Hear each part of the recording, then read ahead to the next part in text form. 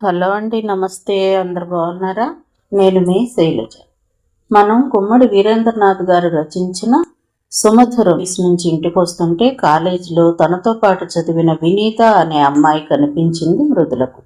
రాజ్ టవర్స్లో కూర్చుని కాఫీ తాగుతూ మాట్లాడుకుందాంరా అంది వినీత ఎదురుగా ఉన్న హోటల్ను చూపిస్తూ.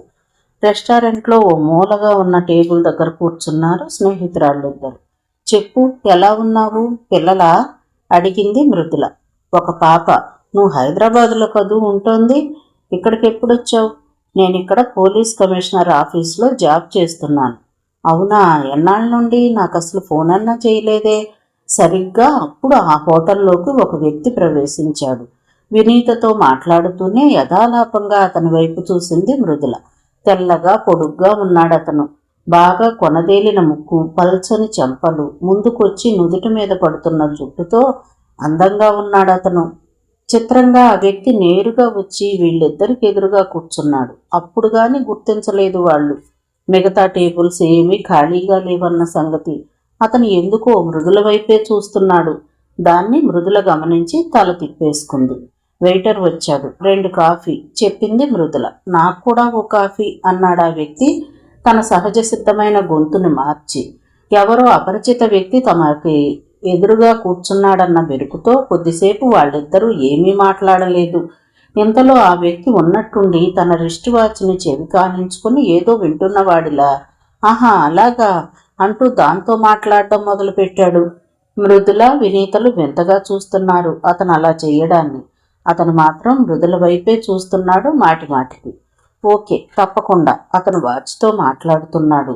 అలా మాట్లాడుతూనే మృదులను చూస్తున్నాడు. ఏంటండి, మీ వాచ్ మాట్లాడుతోందా అడిగింది మృదుల అతన్ని.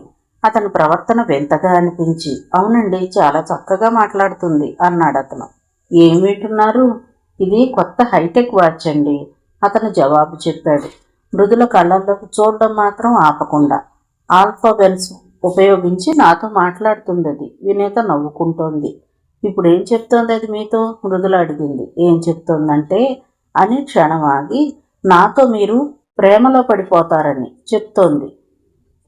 ఆశ్చర్యంగా అరక్షణం పాటు అలాగే చూస్తుంది మృదుల. అతను అలాంటి మాట చెప్తాడని ఊహించక. అది పగిలిపోయి ఉంటుంది అంది మృదుల అతన్ని టీచ్ చేస్తున్నట్లుగా. ఎందుకంటే మీరెవరో కూడా నాకు అసలు తెలీదు. వెల్, అతను చాలా కాన్ఫిడెంట్గా నవ్వాడు. నా వాచ్ 1 గంట ఫాస్ట్లేండి అని చెప్పాడు. 2-3 క్షణాల తర్వాత కానీ ఆమెకు అతనన్న మాటకు అర్థం బోధపడలేదు.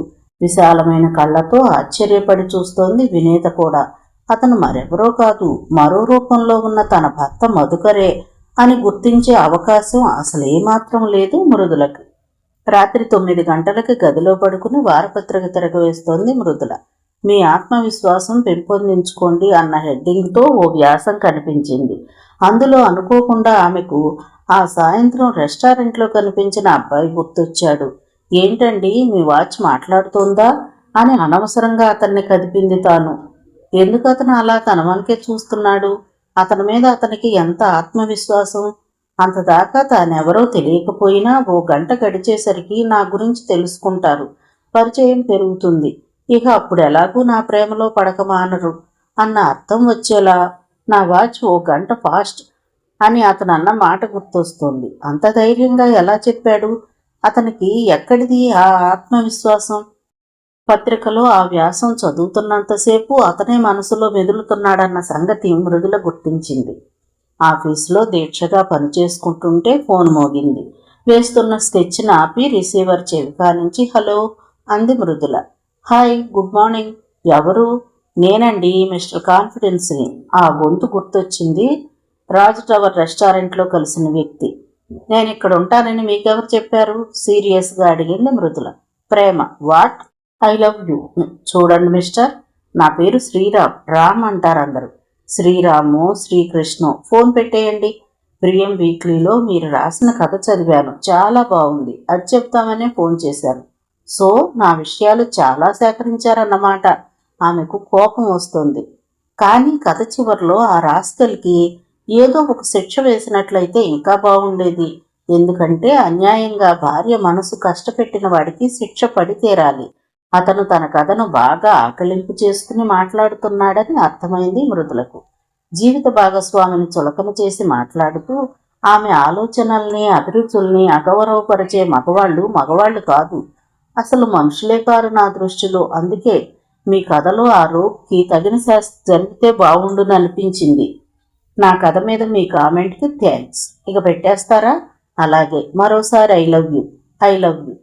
ఫోన్ క్రెడిల్ చేసి మృదుల మనసంతా చికాకుగా అనిపిస్తోంది. ఎవరితను? ఐ లవ్ యూ అంటూ ఏంటా వేటాడడం? నేనెక్కడ పనిచేస్తుంది ఎలా తెలిసింది? నేను కథలు రాస్తానని ప్రియం వీక్లీలో నా కథ అచ్చైన సంగతి ఎలా తెలిసింది? ఏమిటి తను? ఎవరసలు? చికాకొస్తున్నా అన్యాయంగా భార్య మనసు కష్టపెట్టిన వాడికి శిక్ష పడితేరాలి అని అతనంత గట్టిగా వాదిస్తూ చెప్పడం మాత్రం మనసులో ఎక్కడో ఓ మూల సంతృప్తిగా అనిపిస్తోంది. తాజా ఎర్ర గులాబీలతో చేసిన చిన్న బొకే ఒకటి కొన్నాడు మధుకర్. ఆ షాప్లో ఉన్న 20 ఏళ్ల అమ్మాయి ఒకవైపు, ఎవరికి సార్? మీ వైఫ్కా పూలు అని అడిగింది. అవును అనేశాడు అప్రయత్నంగా. నా వైఫ్కే, కాకపోతే నేను ఆమె భర్తనే అన్న సంగతి ఆమెకే తెలియదు అనుకున్నాడు మనసులో. తన పుట్టినరోజా సార్ అడిగింది ఆ అమ్మాయి. ఊహు. మీ పెళ్లి రోజా? కాదు. మరి? ఏమీ మాట్లాడలేదు మధుకర్. అతను అలా మౌనంగా ఉండి జవాబు చెప్పకుండా ఉండటం చూసి ఆ అమ్మాయి చెప్పింది బొకే అందిస్తూ, ఆమె మిమ్మల్ని క్షమించేస్తుందిలేండి. సాయంత్రం మృదుల ఆఫీస్ నుండి ఇంటికి వెళుతుంటే దారిలో ఆమెను కలిశాడు మధుకర్. ఇది మీకే, తీసుకోండి అన్నాడు గొంతు మార్చేసి గులాబీలను ఆమెకు అందిస్తూ. ఎందుకు? అంత చక్కని కథ రాసినందుకు. మృదుల ఏమీ మాట్లాడలేదు, ఆ బొకే కూడా తీసుకోలేదు. ఆ కథ మళ్ళీ చదివాను. భార్య మనసుల్ని కష్టపెట్టే మహారాజుల్లో కొంతైనా రియలైజేషన్ వస్తుంది. It's really nice. పూలు తీసుకోండి ప్లీజ్ అన్నాడు అభ్యర్థనగా. ఆమె ఓసారి అతని ముఖంలోకి సూటిగా చూసింది. చూసి ఏమీ చెప్పకుండా ముందుకు నడిచి వెళ్ళిపోతుంటే వెనక నుండి వినిపించింది అతని గొంతు. మీరు దీన్ని తీసుకోకుండే నా వేలు కోసేసుకుంటాను. ఆమె కళ్ళల్లో ఓ రకమైన విభ్రాంతి. నుదురు ముడుచుకుంది. మధుకర్ ఏమాత్రం ఆలస్యం చేయలేదు. జేబులోంచి బ్లేడు తీసి ఎడమ చేతి బొటన వేలి మీద సర్రున కోసేసుకున్నాడు. రక్తం జలజల కిందికి కారిపోతోంది. ప్లీజ్ అన్నాడు. ఆ బాధను ఆపుకుంటూ అతను తన మునుపటి స్వరం కనపడనివ్వకుండా జాగ్రత్త తీసుకుంటున్నాడు. ముందుకు అడుగు వేస్తున్న ఆమె పాదం ఆగిపోయింది. వెనక్కు తిరిగి చూడగానే అతని వేలు నుండి కారిపోతున్న నెత్తురు కనిపించింది. గాడ్ అనుకుంటూ కంగారుగా అతని దగ్గరగా వచ్చింది. బొటపట నెత్తురు చుక్కలు రాలిపోతున్నాయి. ఆ కొత్త బ్లేడు చాలా లోతుగా కోసేసింది వేలుని. ఆందోళనగా ఆమె అతని చేతిలో బొకే తీసుకుంది. అతని కళ్ళు తృప్తిగా మెరిశాయి. థ్యాంక్స్, వేలికి చేతి రుమాలు చుట్టుకుంటూ చెప్పాడు. మిమ్మల్ని ఎవరు పెళ్లాడతాడో గాని అతను చాలా అదృష్టవంతుడు అందామనుకున్నాను, కానీ అది ఖచ్చితంగా నేనే అని తెలుసు కాబట్టి నేనే చాలా అదృష్టవంతుణ్ణి అంటాను అన్నాడు. ఆమె కనుబొమ్మలు పైకి లేచాయి సంభ్రమంగా. అంటే అతనికి తన గురించి పూర్తిగా తెలియదు. పెళ్ళైపోయి భర్తకు దూరంగా ఉంటున్నానన్న సంగతి కూడా అతనికి తెలియదు. నెల రోజుల తర్వాత ఓ ఆదివారం నాడు ఉదయం 8 గంటలకు ఇంట్లో ఫోన్ మోగితే వెళ్ళి రిసీవర్ అందుకుంది. గుడ్ మార్నింగ్ మృదుల గారు. అతను ఆమె ఫోన్ పెట్టేయబోతుంటే మళ్ళీ ఎందుకో అతను వేలు కోసేసుకోవడం గుర్తొచ్చింది. ఫోన్ పెట్టేయకండి ప్లీజ్ అతను అభ్యర్థనగా చెప్పాడు. చెప్పండి, ఎందుకు ఫోన్ చేశారు అంది మృదుల విసుగ్గా. ఎందుకంటే many happy returns of the day Ram అన్న మాట మీతో చెప్పించుకోవాలని. మీ బర్త్డేనా? అవును, మీ పరిచయ భాగ్యం కలిగాక వచ్చిన మొదటిది. Many happy returns of the day. Thank you, ఉంటాను. ఫోన్ పెట్టేయకండి ప్లీజ్. మీకు ఈవేళ ట్రీట్ ఇవ్వాలి అనుకుంటున్నాను. కాదనొద్దు ప్లీజ్. సారీ. ట్రీట్ అంటే పార్కుకో సినిమాకో రమ్మన్ను. ఏదైనా ఐస్ క్రీమ్ పార్లర్లోనో పిజ్జా కార్నర్లోనో ఒక్క 10 నిమిషాలు మీతో కలిసి ఉండే అదృష్టాన్ని ఇవ్వండి. ఇవ్వను అని మీరంటే ఇంకో వేలు తెగి కింద రాలిపోతుందని బెదిరించను. మీలాంటి మంచి మనసున్న అమ్మాయితో కొన్ని నిమిషాలు గడపడం అనే తృప్తి ఇవ్వమని అభ్యర్థిస్తున్నాను అంతే. కొన్ని క్షణాలు ఆలోచించి సమాధానం చెప్పింది మృదుల. ఐస్ క్రీమ్ పార్లర్లో బటర్ స్కాచ్ తింటూ ఉండగా అడిగాడు మధుకర్. మిమ్మల్ని ఇబ్బంది పెట్టానా అని. సన్నని నవ్వే సమాధానంగా వచ్చింది మృదుల నుండి. మీ ప్రజెన్స్ అనే రుచి ముందు ఈ ఐస్ క్రీమ్ చప్పగా అనిపిస్తోంది. చాలా చాలా థ్యాంక్స్ మీకు అన్నాడు. దానికి కూడా ఆమె ప్రతిస్పందించలేదు. నేను ఆ రోజు రోడ్డు మీద బ్లేడ్తో వేలు కోసుకోకుంటే మీరు ఈరోజు వచ్చేవారు కాదేమో కదూ అడిగాడు. అప్పుడు నోరు విప్పింది మృదుల. దానికంటే కూడా భార్య మనసుని నొప్పించేవాడికి శిక్ష పడాలి అంటూ ఆడవాళ్ల పక్షాన మాట్లాడారే, అందుకొచ్చానేమో. అవునా, దానికి మీరు ఇంప్రెస్ అయ్యారా? అలా అయితే ఈ ఐస్ క్రీమ్ అవ్వగానే మిమ్మల్ని ఓ చోటుకి తీసుకువెళ్తాను అన్నాడు సంతోషం కళ్ళల్లో వెలుగుచ్చుతూ. నేను రానెక్కడికి అని అనలేదామె. మీరింటికి వెళ్లే దారిలోనే మిస్టర్ శ్రీరామ్, మృదుల కాస్త గంభీరంగా చెప్పసాగింది. నా గురించి మీకు పూర్తిగా తెలిసే నా వెంట పడుతున్నారో తెలియకే పడుతున్నారోగా నాకు తెలియదు, కానీ మీకు ఓ విషయం చెప్పాలి. చెప్పండి అన్నాడు. ఆమె ఒక్క క్షణం ఆగి అతని కళ్ళల్లోకి చూస్తూ చెప్పింది. నాకు పెళ్ళైపోయింది. మధుకర్ నుదురు ముడిచాడు ఆశ్చర్యాన్ని ప్రతిఫలింపచేస్తూ. ఆ పెళ్ళి ఎవరో అమ్మా నాన్నలు చూసిన వాడితో కాదు. నేను కాలేజీలో చదివే రోజుల్లో ఒక అతన్ని మనసారా ప్రేమించి పెళ్లి చేసుకున్నాను చెప్పింది మృదుల. నిజం? నన్ను టీచ్ చేయడానికో టెస్ట్ చేయడానికో అబద్ధం చెప్తున్నారు మీరు. కాలేజీలో చదివే రోజుల్లో మనసారా ప్రేమించి పెళ్లి చేసుకున్నాను అన్న మాట ఆమె నోటి నుండి వినడం ఎంతో సంతోషంగా అనిపిస్తోంది అతనికి. లేదు, నిజం. నా భర్త పేరు మధుకర్. చిన్న గొడవపడి విడివిడిగా ఉంటున్నాం. అతను హైదరాబాద్లో ఉంటున్నాడు. గాడ్, ఇదంతా నిజమేనా? ఆశ్చర్యంగా అడిగాడు నమ్మలేకపోతున్నవాడిలా చూస్తూ. ఇదిగోండి, ఇది చూశాక కూడా నమ్మరా అంటూ ఏదో ఆవేశం ఆవహించిన దానిలా తాళి తీసి చూపించింది. పెళ్లిలో తానే ముడివేసిన ఆ సూత్రాన్ని చూశాడు మధుకర్. మనసు అదోలా అయిపోయింది. పెళ్లి నాటి దృశ్యం కళ్ల ముందు కదిలి కాసేపు మౌనంగా ఉండిపోయాడు. మీరు అసలు ఎందుకు విడిపోయారు అడిగాడు. అదంతా ఇప్పుడు ఎందుకులేండి, చిన్న విషయమే అన్నారుగా, తిరిగి కలిసిపోవచ్చుగా. మాట్లాడలేదు. మీలాంటి అమ్మాయిని విడిచి ఉంటున్నాడంటే వాడు ఫూల్ అయి ఉండాలి. ఆమె సర్రున అతని ముఖంలోకి చూసింది. ఆ కళ్లల్లో సన్నని కోపపు జీర. అతన్ని వాడు వీడు అనేంత చనువు గాని హక్కు గాని అర్హత గాని మీకు లేవు మిస్టర్ శ్రీరామ్. మధుకర హృదయం ఒక్క క్షణం పాటు ఉప్పొంగింది. పరాయి వ్యక్తి తన గురించి అమర్యాదకరంగా మాట్లాడగానే సహించలేకపోయిందంటే ఆమె మనసులో తన పట్ల ప్రేమ ఇంకా ఉంది. కానీ అది ఆమెలో ఉన్నంతకాలం తాను శ్రీరాముగా ఆమెకు చేరువ కాలేడు. ఆమె మధుకర్ని ద్వేషించేలా చెయ్యాలి. ఆ ద్వేషంలోంచే తన మీద ఇష్టం పుట్టాలి. ఐఎమ్ సారీ చెప్పాడు మధుకర్ నొచ్చుకుంటూ. వెళ్తాను, నాతో రండి. ఆటో ఎందుకు అనవసరంగా అన్నాడతను తన మోటార్ బైక్ వైపు నడుస్తూ. పర్వాలేదు అని ఆటో కోసం ఎదురు చూస్తోంది మృదుల. చాలాసేపటి దాకా ఆటో రాలేదు. ప్లీజ్ రండి, నా బండి మీద వెళదాం. ఇందాక మీ వారిని వాడు అన్నందుకు మళ్ళీ ఒకసారి సారీ అన్నాడు మధుకర్. ఏమనుకుందో ఏమో అతని వాహనం ఎక్కేసింది. ఇటెక్కడికి? మోటార్ బైక్ వేరే దారిలో పోతూ ఉండటం చూసి అడిగింది మృదుల. జస్ట్ 5 నిమిషాలు అంటూ బండిని ఓ చిన్న భవనం ముందు ఆపాడు మధుకర్. దిగండి, వెంటనే వెళ్ళిపోదాం అన్నాడు. ఆమె సంశయంగా బండి దిగింది. ఇద్దరూ కలిసి ఆ భవనంలోకి అడుగుపెట్టారు. అక్కడ home for the rape victims and destitutes అని రాసి ఉన్న చిన్న బోర్డు ఉంది. మృదుల విస్మయంగా ఆ బోర్డు వంక అతని వంక చూస్తోంది. అక్కడ కేర్ టేకర్గా ఉంటున్న 40 ఏళ్ల స్త్రీ వాళ్ళకి ఎదురై అతన్ని చూసి పలకరింపుగా నవ్వింది. శ్రీరామ్ కూడా నవ్వి మృదులని ఆమెకు పరిచయం చేశాడు. షీ ఈజ్ మృదుల ఆవిడకు చెప్పి, నందిని గారని ఇక్కడ కేర్ టేకర్ అని మృదులతో అన్నాడు.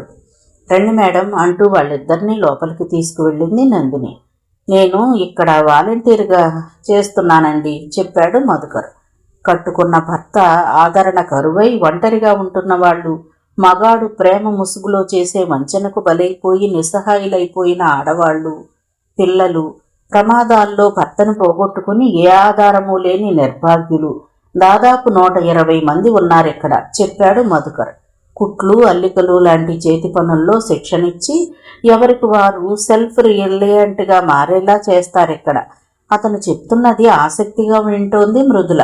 అక్కడ ఒక గదిలో పచ్చళ్ల తయారీలో నిమగ్నమైన ఒక ఆమెను చూసి, ఎలా ఉందామె ఇప్పుడు అని అడిగాడు శ్రీరామ్ నందినిని. పర్లేదు సార్, షాక్ నుండి కాస్త కోలుకుంది. ఇక్కడి వాతావరణానికి అలవాటు పడిపోతోంది చెప్పింది నందిని. శ్రీరామ్ మృదులతో చెప్పాడు. పాపం ఆ అమ్మాయి మీద ఎవరో అఘాయిత్యం చేయబోయాడండి. వింటోంది మృదుల.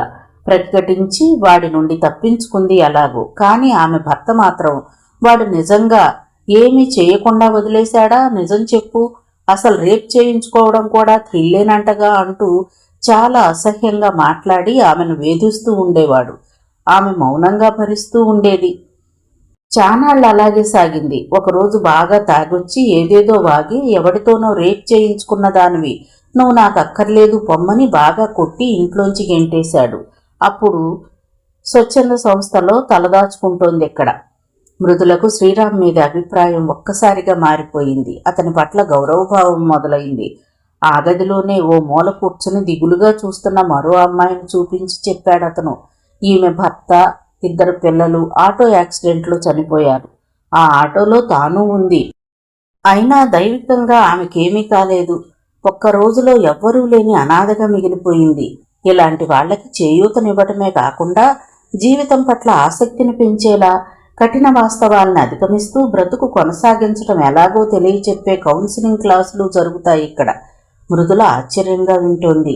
ఆశ్చర్యం, అక్కడ అవి జరుగుతాయని తెలిసి కాదు, అక్కడి ఆ విషయాల పట్ల అతనికి అంత ఆసక్తి ఉండటం చూసి.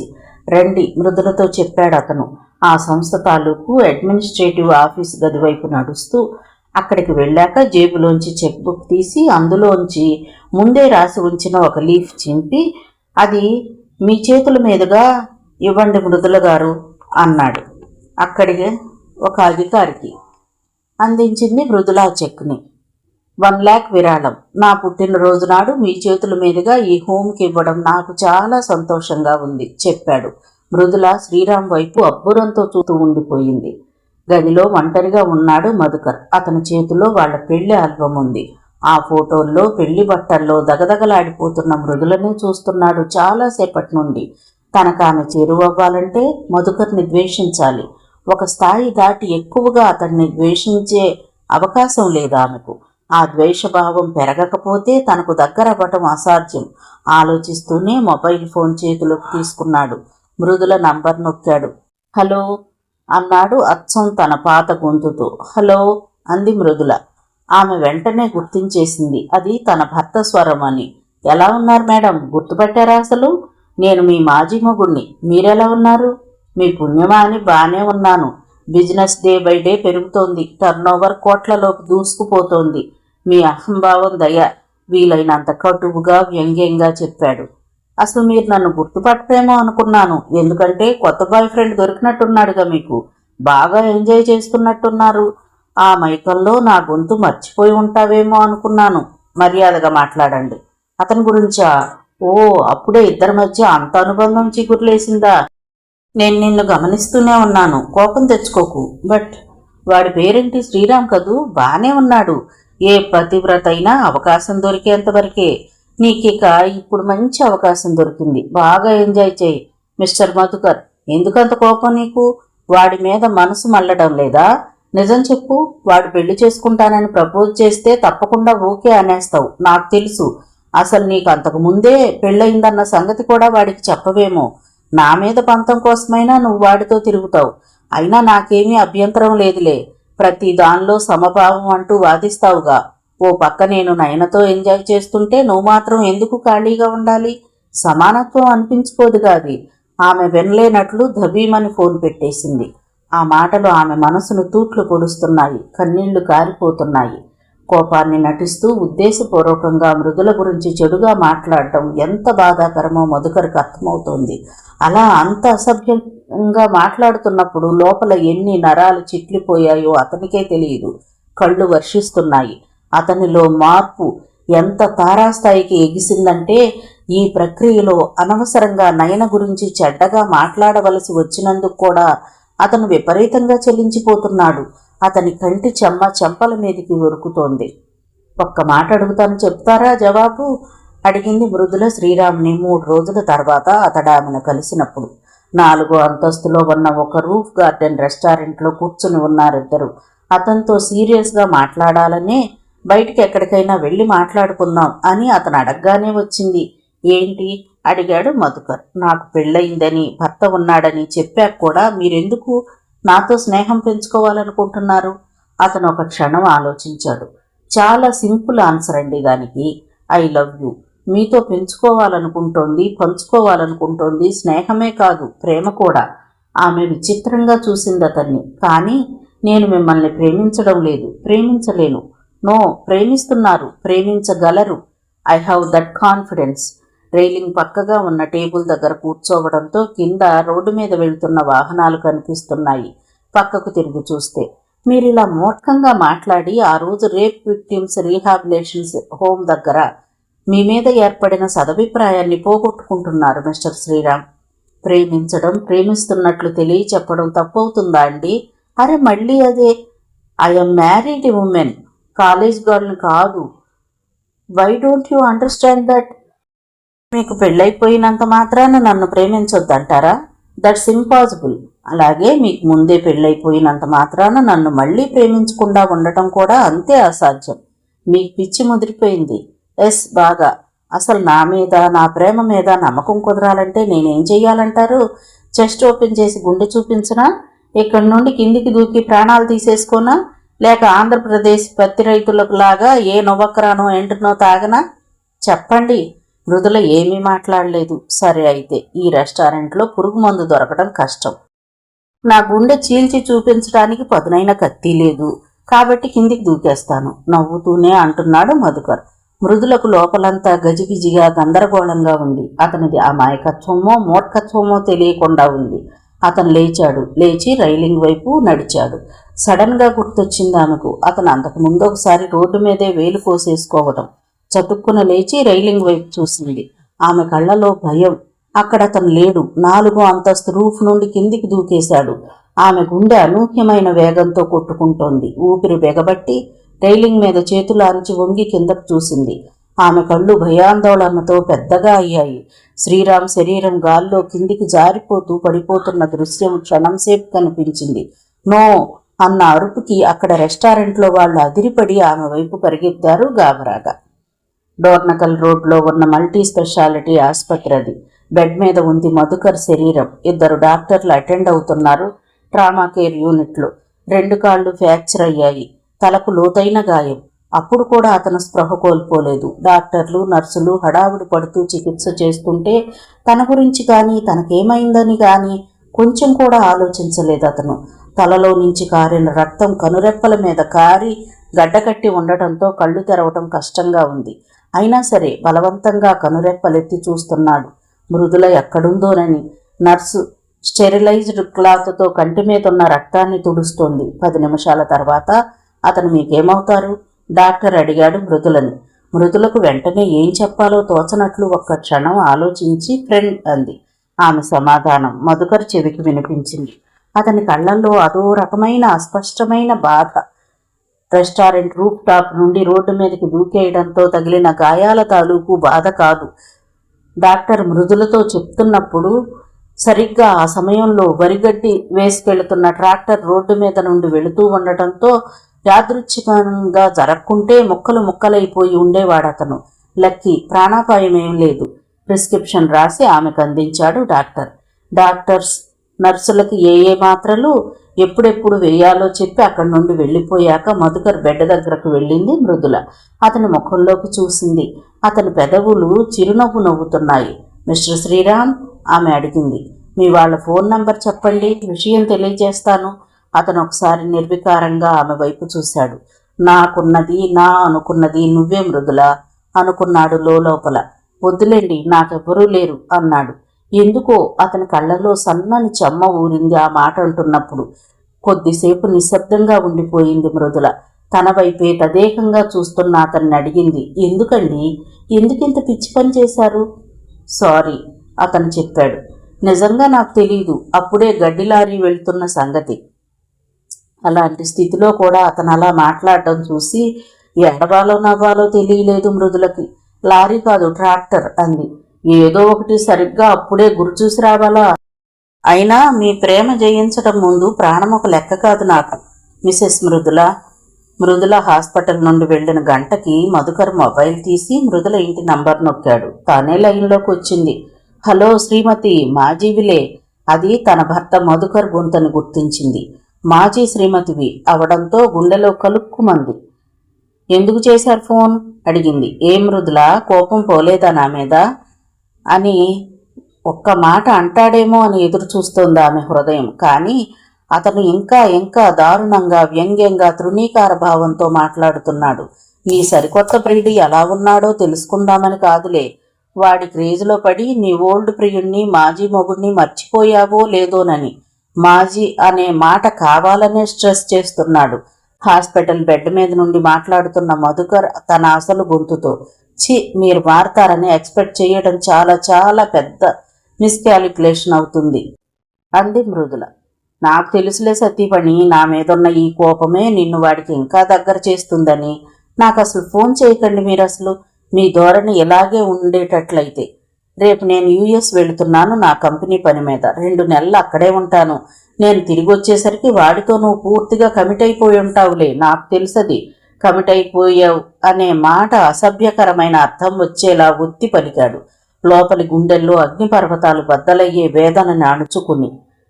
Better an ending with pain than pain without end అని ఓ సామెతుంది తెలుసా మృదుల? అంతం లేని బాధ అనుభవిస్తూ పడి ఉండటం కన్నా కాస్త బాధ అనిపించినా విడిపోవటం మేలట.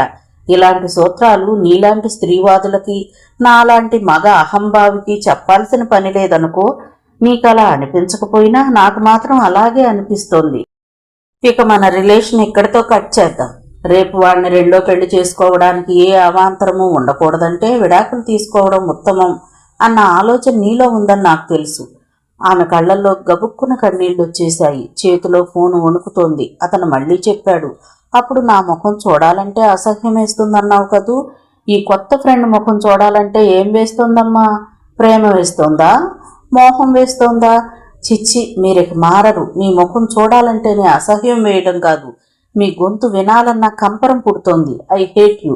ఆ మాట ఆమెతో అనిపించుకోవాలనే అతను అలా మాట్లాడాడని తెలియని మృదుల ఫోన్ పెట్టేసింది విసురుగా. ఆ రోజు శ్రీవాత్సవ్ వచ్చాడు హాస్పిటల్కి. మధుకర్ నా పరిస్థితిలో చూడడం చాలా జాలిగా అనిపించింది అతనికి. ఏమిటిది మధుకర్, ఒక కంపెనీకి అధిపతివై ఉండి అమ్మా నాన్న అందరూ ఉండి అనాథలా ఇలా ఒంటరిగా? నేను మృదులతో నిజం చెప్పేస్తాను. నో. మధుకర్ కంగారుగా చూశాడు. నో శ్రీ, నీకు ముందే చెప్పాను. నా భార్య మనసు బాధ పెట్టినందుకు నేను చేసుకుంటున్న ప్రాయశ్చిత్తం ఇదని. తన మనసు గెలిచే ప్రాసెస్లో నేనేం కోల్పోయినా నాకు బాధ లేదు. ప్రాణాలైనా దోసిటి పట్టి ఆమె పాదాల మీద పోసేస్తాను. ఇంకో 10-15 రోజుల్లో నేను మామూలుగా లేచి తిరగగలుగుతాను. No problem. దయచేసి ఈ విషయం బయట పెట్టొద్దు ప్లీజ్. చాలాసేపు నిశ్శబ్దం ఆవరించింది వారిరువురి మధ్య. తరువాత శ్రీవాత్సవ్ చెప్పాడు. మధు, నిన్ను చూస్తుంటే ప్రేమ మీద, స్త్రీని గౌరవించడం అన్న దాని మీద నాకు కూడా నమ్మకం కలుగుతోంది. అప్పట్లో నేను నీతో చాలా చాలా అసహ్యంగా మాట్లాడాను.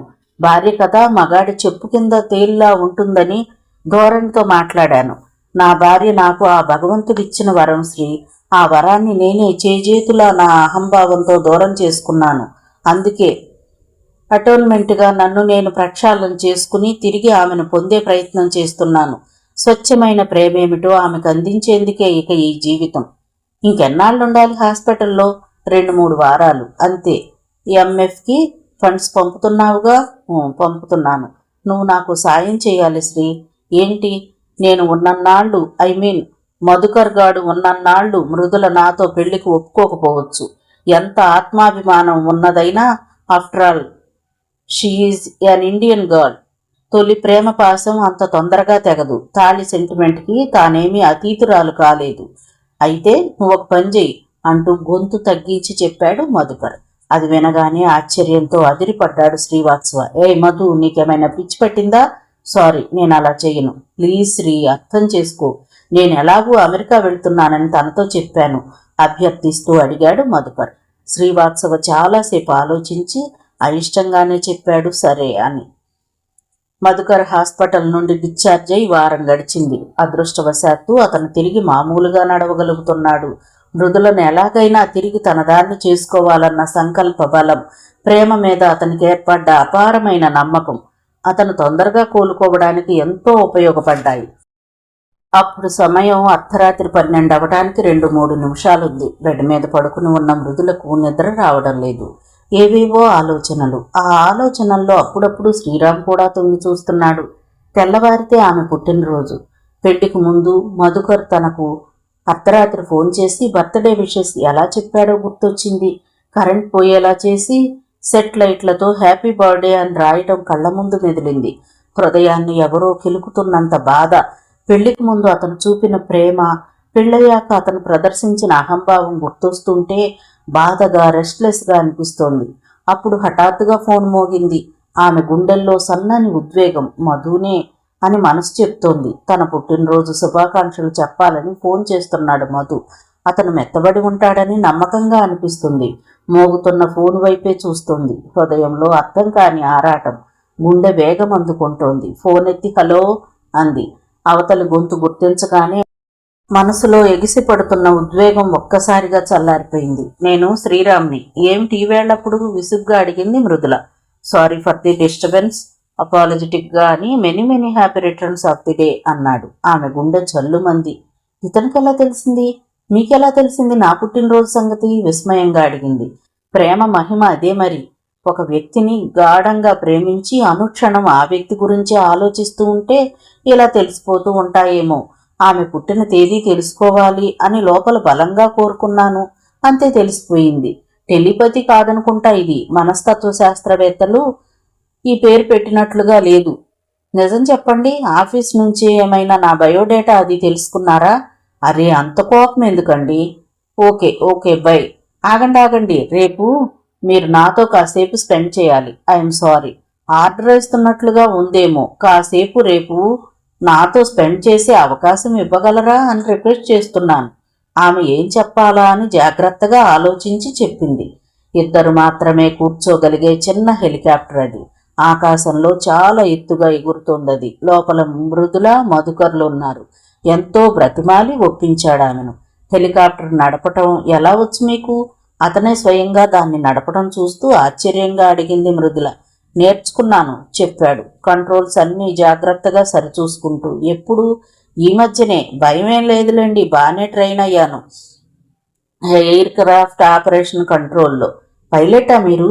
ఊహో, కేవలం ఈ ఒక్క రోజున మిమ్మల్ని ఎలా ఆకాశ వీధిలో విహరింపజేయడం కోసం శిక్షణ తీసుకున్నాను. ఏంటి ఆలోచిస్తున్నారు? ఆ రోజు 4 అంతస్తుల్లో ఎత్తు నుండి దూకడం అయితే దూకాడు గాని ఎంత ఎత్తులో ఉన్న ఈ హెలికాప్టర్ నుండి దూకగలడా అనే? చచ్చ, అదేం కాదు. ఓహో, ఒకవేళ ఏ గడ్డి లారీనో సేవ్ చేసేస్తుందిగా అనే? ఆమె చిన్నగా నవ్వింది. 20 నిమిషాల తర్వాత ఆ హెలికాప్టర్ కిందికి దిగుతున్నట్లుగా అనిపించింది మృదులకు. కిందికి చూడండి చెప్పాడు మధుకర్. ఆమె కిందికి చూసింది. కనుచూపు మేర అంతా పచ్చని వరిచేలు కనిపిస్తున్నాయి. 30-40 హెక్టార్ల విస్తీర్ణంలో అంతా పచ్చదనం, అందమైన ఆహ్లాదకరమైన గ్రీనెస్. తెల్లటి కొంగల సమూహం ఒకటి ఆ పచ్చని పొలాల మీద ఎగురుతూ వెళుతోంది. హెలికాప్టర్ ఇంకొద్దిగా కిందికి దిగింది. అప్పుడు కనిపించాయి ఆమెకు ఆ పొలాల మధ్య పసుపుతో ముగ్గులు వేసినట్లున్న ఏవో గీతలు. ఆ పసుపు గీతలు బంతిపూలని స్పష్టమవ్వడానికి ఎన్నో క్షణాలు పట్టలేదు. అంతేకాదు, అవి గీతలు కావని అక్షరాలని గుర్తించింది మృదుల. హెలికాప్టర్ మెల్లమెల్లగా కిందికి దిగుతున్న కొద్దీ ఆ అక్షరాలు ఒక్కొక్కటి తెలుస్తున్నాయి. HAPPY ఆమె చదువుతుంది. BIRTHDAY MRUDULA. ఆకుపచ్చని బ్యాక్గ్రౌండ్లో పసుపు పచ్చ అక్షరాలు. హెక్టార్ల కొద్దీ విస్తీర్ణంలో ఓ క్రమ పద్ధతిలో ఎంతో ఓర్పుగా పార్ట్స్లో పెంచి వాటిని ఆ అక్షరాల రూపంలో అమర్చిన బంతిపూల అక్షరాలు. ఆకాశంలోంచి చూస్తుంటే అద్భుతంగా ఉన్నాయవి. అంత విశాలమైన భూభాగంలో ఎంత శ్రమ, ఎంత కృషి, ఎంత దీక్ష లేకుంటే ఈ లెటరింగ్ సాధ్యపడుతుంది? ఆమె మనసు ఒక్కసారిగా అనిర్వచనీయమైన అనుభూతికి గురయింది. ఆశ్చర్యపోతున్నట్లు శ్రీరామును చూసింది. ఇది నేను మిమ్మల్ని ఇంప్రెస్ చేయడానికి చేసింది కాదు మృదుల గారు. నా తృప్తి కోసం, నన్ను నేను సంతోషపెట్టుకోవడం కోసం, నాలోని ప్రేమికుడి తపన తీర్చడం కోసం చేశాను అన్నాడు భావోద్వేగంతో. ఆమె ఓ రకమైన దిగ్భ్రాంతితో నివ్వెరపోయి చూస్తోంది. ఎవరితను? ఎందుకు నా మీద ఎంత ఆరాధన చూపిస్తున్నాడు? పెళ్ళయిందాన్నని చెప్పినా దానికి తన ప్రేమకి సంబంధం లేదన్నట్లు ఏమిటిదంతా? మృదుల మదిలో ప్రశ్నల పరంపర, భావ తరంగాలవి. సమయం 1 గంట, మధ్యాహ్నం లంచ్ సమయం. అది తన టేబుల్ దగ్గరే లంచ్ చేస్తూ ఆ రోజు దినపత్రిక చూస్తోంది మృదుల. ఆఫీసులో ఓ పేజీలో ఫోటోను చూడగానే కనుబొమ్మలు ముడుచుకున్నాయి. అక్కడి అక్షరాలు చదవగానే ఊపిరి ఆగినట్లయింది. అక్కడ తన భర్త మధుకర్ ఫోటో వేసి ఉంది. దాని పక్కన వాక్యాలు ఒక్కో అగ్నిపర్వతమై గుండెల్లో పేలిపోతున్నాయి. కిందున్న భూమి చీలిపోతున్న భ్రాంతి. శ్రద్ధాంజలి. ఎంఎంఆర్ కంప్యూటర్ సంస్థ అధినేత శ్రీ మధుకర్ గారు వ్యాపారాభివృద్ధి కొరకు న్యూయార్క్ సందర్శిస్తూ అకస్మాత్తుగా ఓ ప్లేన్ క్రాష్లో మరణించి మమ్మల్ని శోకతప్త హృదయులను చేశారు. వారి పవిత్ర ఆత్మకు శాంతి చేకూరాలని ఆ భగవంతుణ్ణి ప్రార్థిస్తున్నాం. ఇట్లు ఎంఎంఆర్ కంప్యూటర్స్ వ్యాపార భాగస్వాములు, సంస్థ సిబ్బంది. కింద జననం మరణం తేదీలు వేసి ఉన్నాయి. మరణం తేదీని చూసింది మృదుల. గాడ్ అనుకుంది. అప్పటికి 20 రోజులైపోయింది చనిపోయి. బాధ, ఆందోళన, దుఃఖం, నిస్త్రాణ ఒక్కసారిగా ఆమెను ఆవహించేసరికి స్పృహ కోల్పోతున్న దానిలా కూలబడిపోయింది అక్కడే. మధుకర్ మరణించాడు అన్న వార్త మృదులను చాలా తీవ్రమైన షాక్కి గురిచేసింది. దాని నుండి బయటపడ్డానికి చాలా రోజులే పట్టింది. తొలి ప్రేమ పాశం ఎంత నిగ్రహించుకుందామన్నా ఆగనీయకుండా దుఃఖాన్ని తెస్తూనే ఉంది.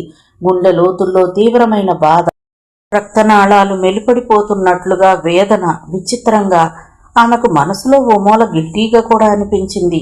అతను అంత దారుణంగా మాట్లాడి మనసు ముక్కలు చేసినా కూడా ఎందుకనో తప్పు చేసినట్లుగా అనిపించింది. తాను అతన్ని విడిచి వచ్చేయకుండా ఉంటే అసలు ఇలా జరిగి ఉండేది కాదేమో అన్న ఆలోచన బాగా కృంగదీస్తోంది ఆమెను. ఆ ఇంటిని దూరం నుండి చూసేసరికి అతనిలో ఓ అనిర్వచనీయమైన భావోద్వేగం కలిగింది. ఆ ఇంట్లోనే తాను పుట్టాడు, పెరిగి పెద్దవాడయ్యాడు. గేటు దగ్గర వాచ్మెన్ ఎవరు కావాలి అని అడిగాడు. లాయర్ గారిని కలవాలి. ఇంట్లో ఉన్నారా అని అడిగాడు అతను. మీరెవరు? నా పేరు శ్రీరామ్. తన ఇంట్లోకి తను వెళ్ళడానికి, తన కన్నె తల్లిని చూడడానికి వాచ్మెన్ అనుమతి తీసుకోవలసి వస్తోంది. కోర్టుకి వెళ్ళలేదా అడిగాడు మధుకర్. తన గొంతు అతను గుర్తుపట్టకుండా జాగ్రత్త పడుతూనే. లేదు, వెళ్ళడం లేదు. ఈ మధ్య ఇంట్లోనే ఉంటున్నారు. ఏ చెట్టంత కొడుకు చచ్చిపోతే ఏ తల్లి తట్టుకోగలదు? ఆఖరి చూపుకు కూడా నోచుకోకుండా ఎక్కడో దేశం కాని దేశంలో విమానంలో కాలి బూడిదైపోయాడు. అయ్యో, ఒకసారి కలవాలి. అమ్మగారికి మీరు తెలుసా? నేను ఆవిడ కన్న కొడుకునయ్యా. ఆ మాట పెదవి దాటలేదు. నిగ్రహించుకుని తెలుసు అన్నాడు. సరే వెళ్ళండి అన్నాడు వాచ్మెన్ మధుకర్ని కొంచెం పరిశీలనగా చూస్తూ. గదిలో మధుకర్ ఫోటోకి ఎదురుగా కూర్చుని ఆ ఫోటో వంక తదేకంగా చూస్తోంది వైదేహి. ఆ ఫోటోకి పూలదండ వేసి ఉండటం చూశాడు మధుకర్. ఆవిడ ముఖంలో దైన్యం. మమ్మీ అప్రయత్నంగా వచ్చేసింది ఆ పిలుపు. అది తన అసలు గొంతుతో. సంభ్రమం, ఆశ్చర్యం నిండిన కళ్లతో తల తిప్పి చూసింది వైదేహి. అక్కడ కనిపించిన వ్యక్తిని చూడగానే విస్మయంతో కళ్ళు చిట్లించింది. కటిక చీకట్లో మగ్గుతున్న వాడికి హఠాత్తుగా ఒక వెలుతురు కిరణం కనిపించినట్లయి మరుక్షణం అది మాయమైపోయిన నిరాశ కనిపిస్తుంది ఆవిడ కన్నుల్లో. ఆ పిలుపు తన కొడుకే పిలిచినట్లుంది. ఎవరు బాబు నువ్వు? మమ్మీ అని పిలిచావా నువ్విప్పుడు అడిగింది. మధుకర్కి కళ్ళల్లో నీళ్లొచ్చేశాయి. నా నా కొడుకు గొంతులానే ఉంది. ఎవరు నువ్వు? ఒక్క క్షణం ఏం చెప్పాలా అన్నట్లుగా చూస్తూ ఉండిపోయాడు మధుకర్. దుఃఖం గొంతును పూడ్చేస్తున్నట్లుగా అనిపించింది అతనికి. ఎవరు కావాలి? లాయర్ గారు లేరు, కోర్టుకు వెళ్లారు అంది వైదేహి. గబుక్కున వెళ్లి తల్లిని కౌగిలించుకోవాలనిపించింది మధుకర్కి. లేకుంటే మా మధు స్నేహితుడివా? లేదమ్మా, నేను నీ మధునే అనేశాడు. ఆ గొంతు వినగానే ఆవిడ కళ్ళ నిండా ఓ వింత సంభ్రమం, అర్థం కాని సందిగ్ధం. ఆ స్వరం తన కొడుకుదే, కాని ఆ రూపం ఇదేంటి? ఈ అబ్బాయిది అచ్చం తన కొడుకు గొంతులాగే ఉంది. మధుకర్ నడుచుకుంటూ వెళ్లి తన ఫోటోకి వేసిన దండ తీసేశాడు. అది చూడటంతోనే వైదేహి కళ్ళు విశాలమయ్యాయి. స్పష్టంగా ఏదో అనుమానం. ఎవరు నువ్వు అడిగింది పెద్దగా. మమ్మీ, నేను నీ కొడుకు మధుకర్ని అన్నాడతను ఉద్వేగంగా. ఏంటి? నేను చనిపోలేదమ్మా. వైదేహి గుండెల్లో ఏదో సంచలనం. ఊపిరి తీసుకోవడం కూడా మర్చిపోయింది.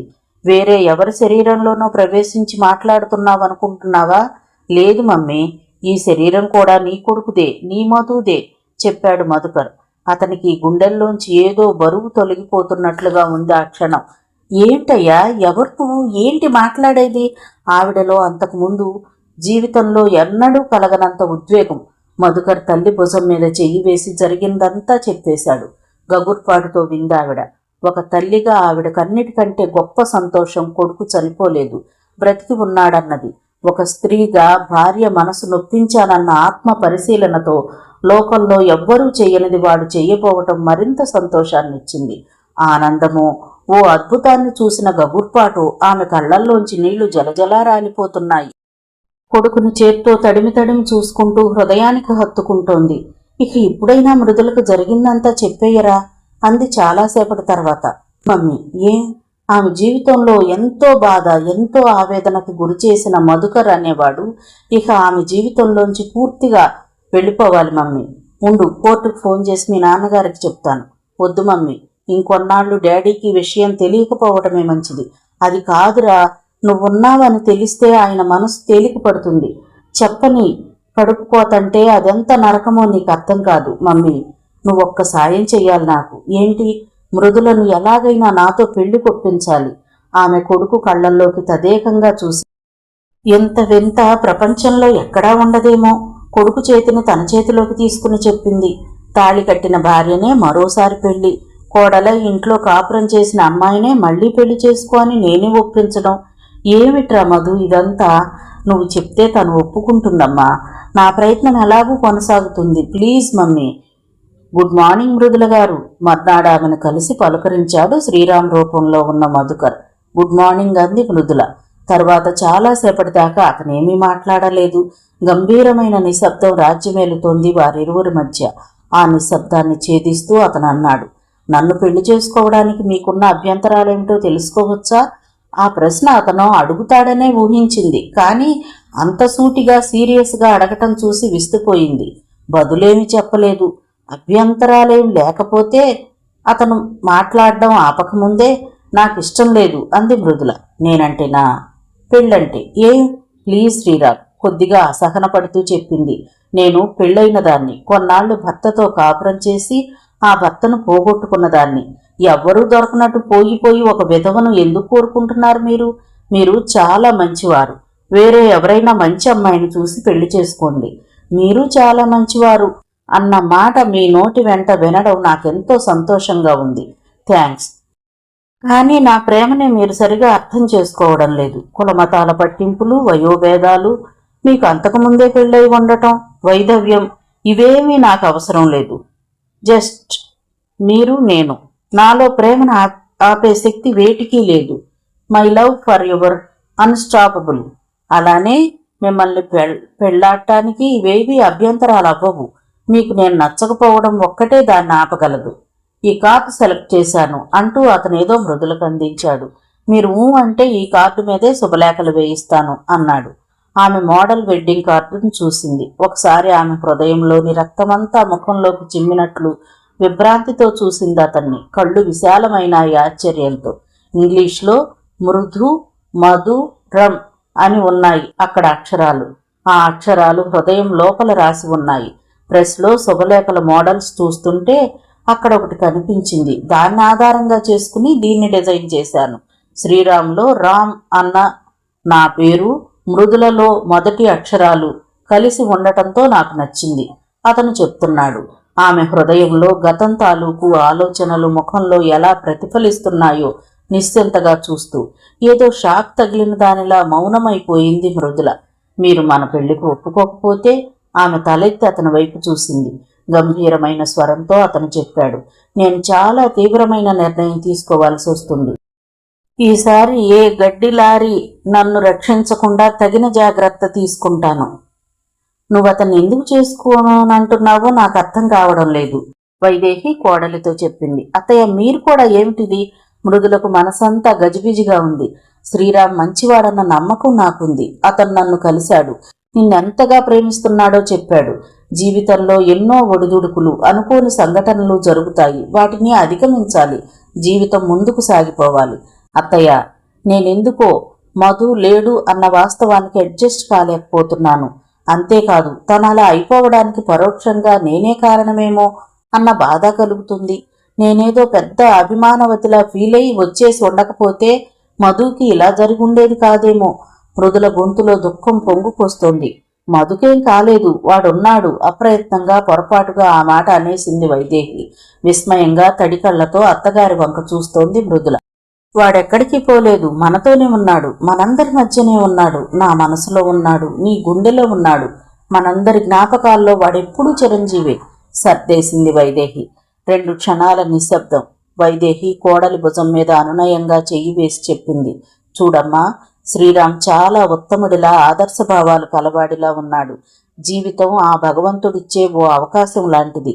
ఊహించని దుస్సంఘటన ఏదో ఎదురైనంత మాత్రాన జీవితం అక్కడితో ఆగిపోకూడదు. సామాజిక కారణాలకు, మానసికమైన భావాలకు సెంటిమెంటల్గా ఫీల్ అయ్యి, లేదా భవిష్యత్తు గురించి భయపడో తీసుకోబోయే నిర్ణయం సరైంది కాదేమోనన్న శంకతోనూ జీవితం పట్ల ఉదాసీనత చూపకూడదు. నా మాట విని శ్రీరాముని పెళ్లి చేసుకో. నువ్వు సంతోషంగా ఉండు. నిన్ను వాడు పువ్వుల్లో పెట్టి పూజించుకుంటాడు, ఆలోచించు అని కూడా చెప్పను. నేనే నీ తరపున అన్నీ ఆలోచించేశాను. అతను నీ జీవితానికి చాలా మధురమైన మలుపుని ఇవ్వబోతున్నాడు. ఏ స్త్రీ పొంది ఉండని ఎంతో అందమైన అనురాగమయమైన జీవితాన్ని నీ దోసిట నింపబోతున్నాడు. అతను ఎంత గొప్ప ప్రేమికుడో అంత ఎమోషనల్ మనిషిలా ఉన్నాడు. నువ్వు నీ సెంటిమెంట్కి విలువనిస్తూ మూర్ఖంగా నో అంటే అతను తనని తాను కడతీర్చుకోవడానికి మాత్రం వెనకాడడు. గుర్తుపెట్టుకో. అంతేకాదు, నా కొడుకుతో కలిసి ఉన్నన్నాళ్ళు నిన్ను ఎంతో మానసిక క్షోభ పెట్టాడు వాడు. అది నాకెంతో గిల్టీగా అనిపిస్తోంది. ఆ భావన నుండి నేను బయటపడాలంటే నువ్వు మళ్ళీ శ్రీరాముని పెళ్లి చేసుకోవాలి, లేకుంటే నా మీద ఒట్టే. వైదేహి అలా మాట్లాడి వెళ్ళాక మొదటిసారి ఆ విషయం గురించి సీరియస్గా ఆలోచించింది మృదుల. అభాగ్యులైన స్త్రీలని, రేప్ విక్టిమ్స్ని ఆదుకునే ఒక సంస్థకి వాలంటీర్గా ఉంటున్న అతనిలాంటి మంచి మనిషి తన కారణంగా ఆత్మహత్యకు పాల్పడకూడదు అన్న ఒకే ఒక్క ఆలోచన అత్తగారు పెట్టుకున్న ఒట్టుకి విలువనివ్వాలనే నిర్ణయం తీసుకునేలా చేసింది. మధుకర్ మృదుల మెడలో మరోసారి 3 ముడులు వేశాడు. శోభనం గదిలో శ్రీరామ్ మృదులతో చెప్పాడు, మీరు ఈ పెళ్లికి మనస్ఫూర్తిగా ఒప్పుకున్నారో లేదో నాకు తెలియదు, కానీ నేను చస్తాను అంటూ బ్లాక్మెయిల్ చేశాను చూశారు, దాన్ని మాత్రం మీరు పరిగణలోకి తీసుకునే ఉంటారు. భర్త కళ్ళల్లోకి చూస్తూ అతను చెప్పేది వింటుంది మృదుల మౌనంగా. పెళ్ళైపోయింది కదా అని నేనేమీ మీ మీద అధికారం చెలాయించను. అసలు కనీసం అంటుకోను. ఎందుకంటే మీ మానసిక పరిస్థితి నాకు తెలుసు. నా ఒత్తిడితోనే మా అమ్మ మీదో, అదే మీ అత్తగారి ప్రోద్బలం వల్లనో నన్ను పెళ్ళాడినా నన్ను మీరింకా పూర్తిగా యాక్సెప్ట్ చెయ్యలేదని నాకు తెలుసు. నేనేమిటో, నా ప్రేమేమిటో మీకు పూర్తిగా తెలిసాకే, నన్ను పూర్తిగా నమ్మాకే మీకు మీరుగా కోరి దగ్గరైతేనే పాన్పు అంటూ అతను తన తలగడ తీసుకుని కింద చాప పరుచుకున్నాడు. మృదుల అలాగే మంచం మీద కూర్చుని మోకాళ్ల మీద గెడ్డం ఆంచి చూస్తోంది. మృదుల గారు, మీరు మంచి ఆర్టిస్ట్ అని నాకు తెలుసు. నేను ఆర్టిస్ట్నే. ఆ ఆర్ట్ ఏంటో తెలుసా? చెప్పండి అంది మృదుల. భార్య మనోభావాలకు అనుగుణంగా నడుచుకునే ఆర్ట్, ఆమె మనసు గాయపడకుండా ఆమె వ్యక్తిత్వాన్ని గౌరవించడం అనే ఆర్ట్. దీన్ని నిజాయితీగా త్రికరణ శుద్ధిగా ఆచరించే ఏ మగాడి జీవితమైనా మృదు మధురమే. మృదుల పెదవుల మీద సన్నని నవ్వు. అతను మళ్లీ చెప్పాడు, అవును, నేను మిమ్మల్ని ఏకవచనంతో పిలవచ్చా? దానికి అనుమతి కావాలా అంది మృదుల. మీకు నన్నెలా పిలవాలనిపిస్తే అలా పిలవండి. ఏమండి అనకుండా నువ్వు అంటే ఇంకా హ్యాపీ. శ్రీ అని పిలవండి, లేదా రామ్ అనండి, మీ ఇష్టం. మృదులకి మధుకర్ గుర్తొచ్చాడు. పరాయి వాళ్ల ముందైనా ఏమండి అని బహువచనంతో పిలవడం అలవాటు చేసుకో అంటూ కటువుగా చెప్పడం గుర్తొచ్చింది. మధుకర్ తన జేబులోంచి ఏదో తీసి ఆమెకు అందించాడు. అదొక గ్రీటింగ్ కార్డ్. ఎర్ర గులాబీ ప్రింట్ అయి ఉన్న చాలా అందమైన గ్రీటింగ్ కార్డ్ అది. దాని మీద అక్షరాలు చదివింది, I am glad you are my wife. ఏడాది కాలం గడిచిపోయింది. ఈ ఏడాదిలో మృదుల మధుకర్ మధ్య సాన్నిహిత్యం, స్నేహం పెరిగిందే కానీ శారీరకంగా మాత్రం ఒక్కటవ్వలేదు. ఆమె స్పష్టంగా బహువచనాలతో పిలవకండి అన్న తర్వాతనే అతడు ఆమెను నువ్వు అని పిలవడం ప్రారంభించాడు. ప్రేమ ప్రేమ అంటూ తిరిగే రోజుల్లో కనపరిచే ఇష్టం, ఆసక్తి పెళ్ళైపోయాక మగాడు చూపించడు అనే అభిప్రాయాన్ని మృదులలోంచి చెరిపేసేంత ఇదిగా ప్రేమ అనే అమృతపు జల్లును కురిపిస్తున్నాడు అతను. మగాడన్న ఈగో, అహం ఏమాత్రం లేని నిర్మలమైన అనురాగం అందిస్తున్నాడు. చాలా చాలా చిన్న చిన్న విషయాల్లో కూడా ఆమె మాటకి, ఆమె అభిప్రాయానికి ఎంతో విలువిస్తున్నాడు. మధుకర్ అనే ఫూల్తో గడిపిన వైవాహిక జీవితంలో ఆమెకెదురైన అవమానం, మనస్తాపం, ఆవేదన, అనీజినెస్ వీటి జాడలేవి ఇసుమంతైనా ఆమె ఫీల్ అవ్వకూడదన్నట్లు ఎంతో ఇష్టంగా, ఎంతో జాగ్రత్తగా నడుచుకుంటున్నాడు మధుకర్. ఒక ఆదివారం సినిమాకి వెళదామా మృదుల అని అడిగాడు భార్యని. అప్పుడు మృదుల డ్రెస్సింగ్ టేబుల్ ముందు నిలబడి తలలో పువ్వులు తురుముకుంటోంది. ఒక వారపత్రికకి తాను పంపిన నవలకు బహుమతి వచ్చింది. 25,000 రూపాయల బహుమతి అది. ఆ రోజు ఉదయమే ఎడిటర్ ఫోన్ చేసి చెప్పాడు మృదులకు ఆ విషయం. ఆమె మనసులో ఆ సంతోషం నిండి ఉండటంతో ఏ సినిమాకి అని అడిగింది. నేవీ బ్లూ చీరలో నందివర్ధనంలా మెరిసిపోతున్న భార్య అందాన్ని తదేకంగా చూస్తూ చెప్పాడు మధుకర్. The ideal husband. టక్కున తల తిప్పి భర్త వైపు చూసింది మృదుల. ఆ రోజు మధుకర్ ఏమన్నాడో గుర్తొచ్చింది. నాతో పెళ్ళైపోయిందిగా, అడ్జస్ట్ అవడం తప్ప చేసేదేం లేదు అన్న ధోరణిలో మాట్లాడాడు. వెళదామా అడిగాడు మధుకర్. ఆమె మౌనంగా అతన్నే చూస్తోంది. అతనే మళ్ళీ చెప్పాడు. మృదుల, నేనెంతగా ఆరాధిస్తున్నా నన్ను దూరంగానే ఉంచుతున్నావు నువ్వు. నాలో నాకే తెలియని అవలక్షణాలు ఏమైనా ఉన్నాయేమో నాకు తెలీదు. ఒక భర్తగా ఎలా ఉండాలో అలా ఉండటం లేదేమో నేను. ఆ సినిమా చూసి ఏమైనా టిప్స్ తెలుసుకుంటాను. అప్పుడైనా నా మీద ప్రేమ పుట్టుకొస్తుందేమో చూద్దాం. ఆమె వెళదాం అంది. థియేటర్లో పెద్దగా జనం లేరు. ఆఖరి వరుసలో కూర్చున్నారు మృదుల, మధుకర్లు. ఆమె చీర కొంగు అతని చేతికి తగులుతోంది. ప్రాణం లేని ఆ ఫ్యాబ్రిక్ తగలటం కూడా అతనిలో ఓ థ్రిల్ని నింపుతోంది. చీకట్లో అనుకోకుండా అతని మోచేయి ఓసారి ఆమె కడుపు భాగానికి తగిలింది. మధుకర్లోని రొమాంటిస్టు ఉలిక్కి పడ్డాడు. ఆమె కొద్దిగా జరిగి ఒదిగి కూర్చుంది. అలా జరగడంలో అతని మోచేయి ఆమె బ్లౌజు అంచుకి తగిలింది. ఆ చీకటి, ఆ ఏసీ చల్లదనం, ఆ సామీప్యం ఇవన్నీ అతనిలో చిరు అలజడిని కలిగిస్తున్నాయి. చాలా చిత్రంగా ఆమె అతని మోచేతిని అక్కడి నుండి తోసివేయలేదు. ఇన్నాళ్లుగా అతను చూపుతున్న మర్యాదకి, మంచితనానికి ఆమెలో కూడా అతనంటే ఓ సదభిప్రాయం ఏర్పడింది. బహుశా అందువల్లనేమో అతని మోచేయి అక్కడ తగులుతున్నా పట్టించుకోనట్లుగా ఉండిపోయింది. తెర మీద ది ఐడియల్ హస్బెండ్ నడుస్తోంది. భార్యతో కలిసి అలా సినిమా చూడ్డాన్ని ఆస్వాదిస్తున్నాడు మధుకర్.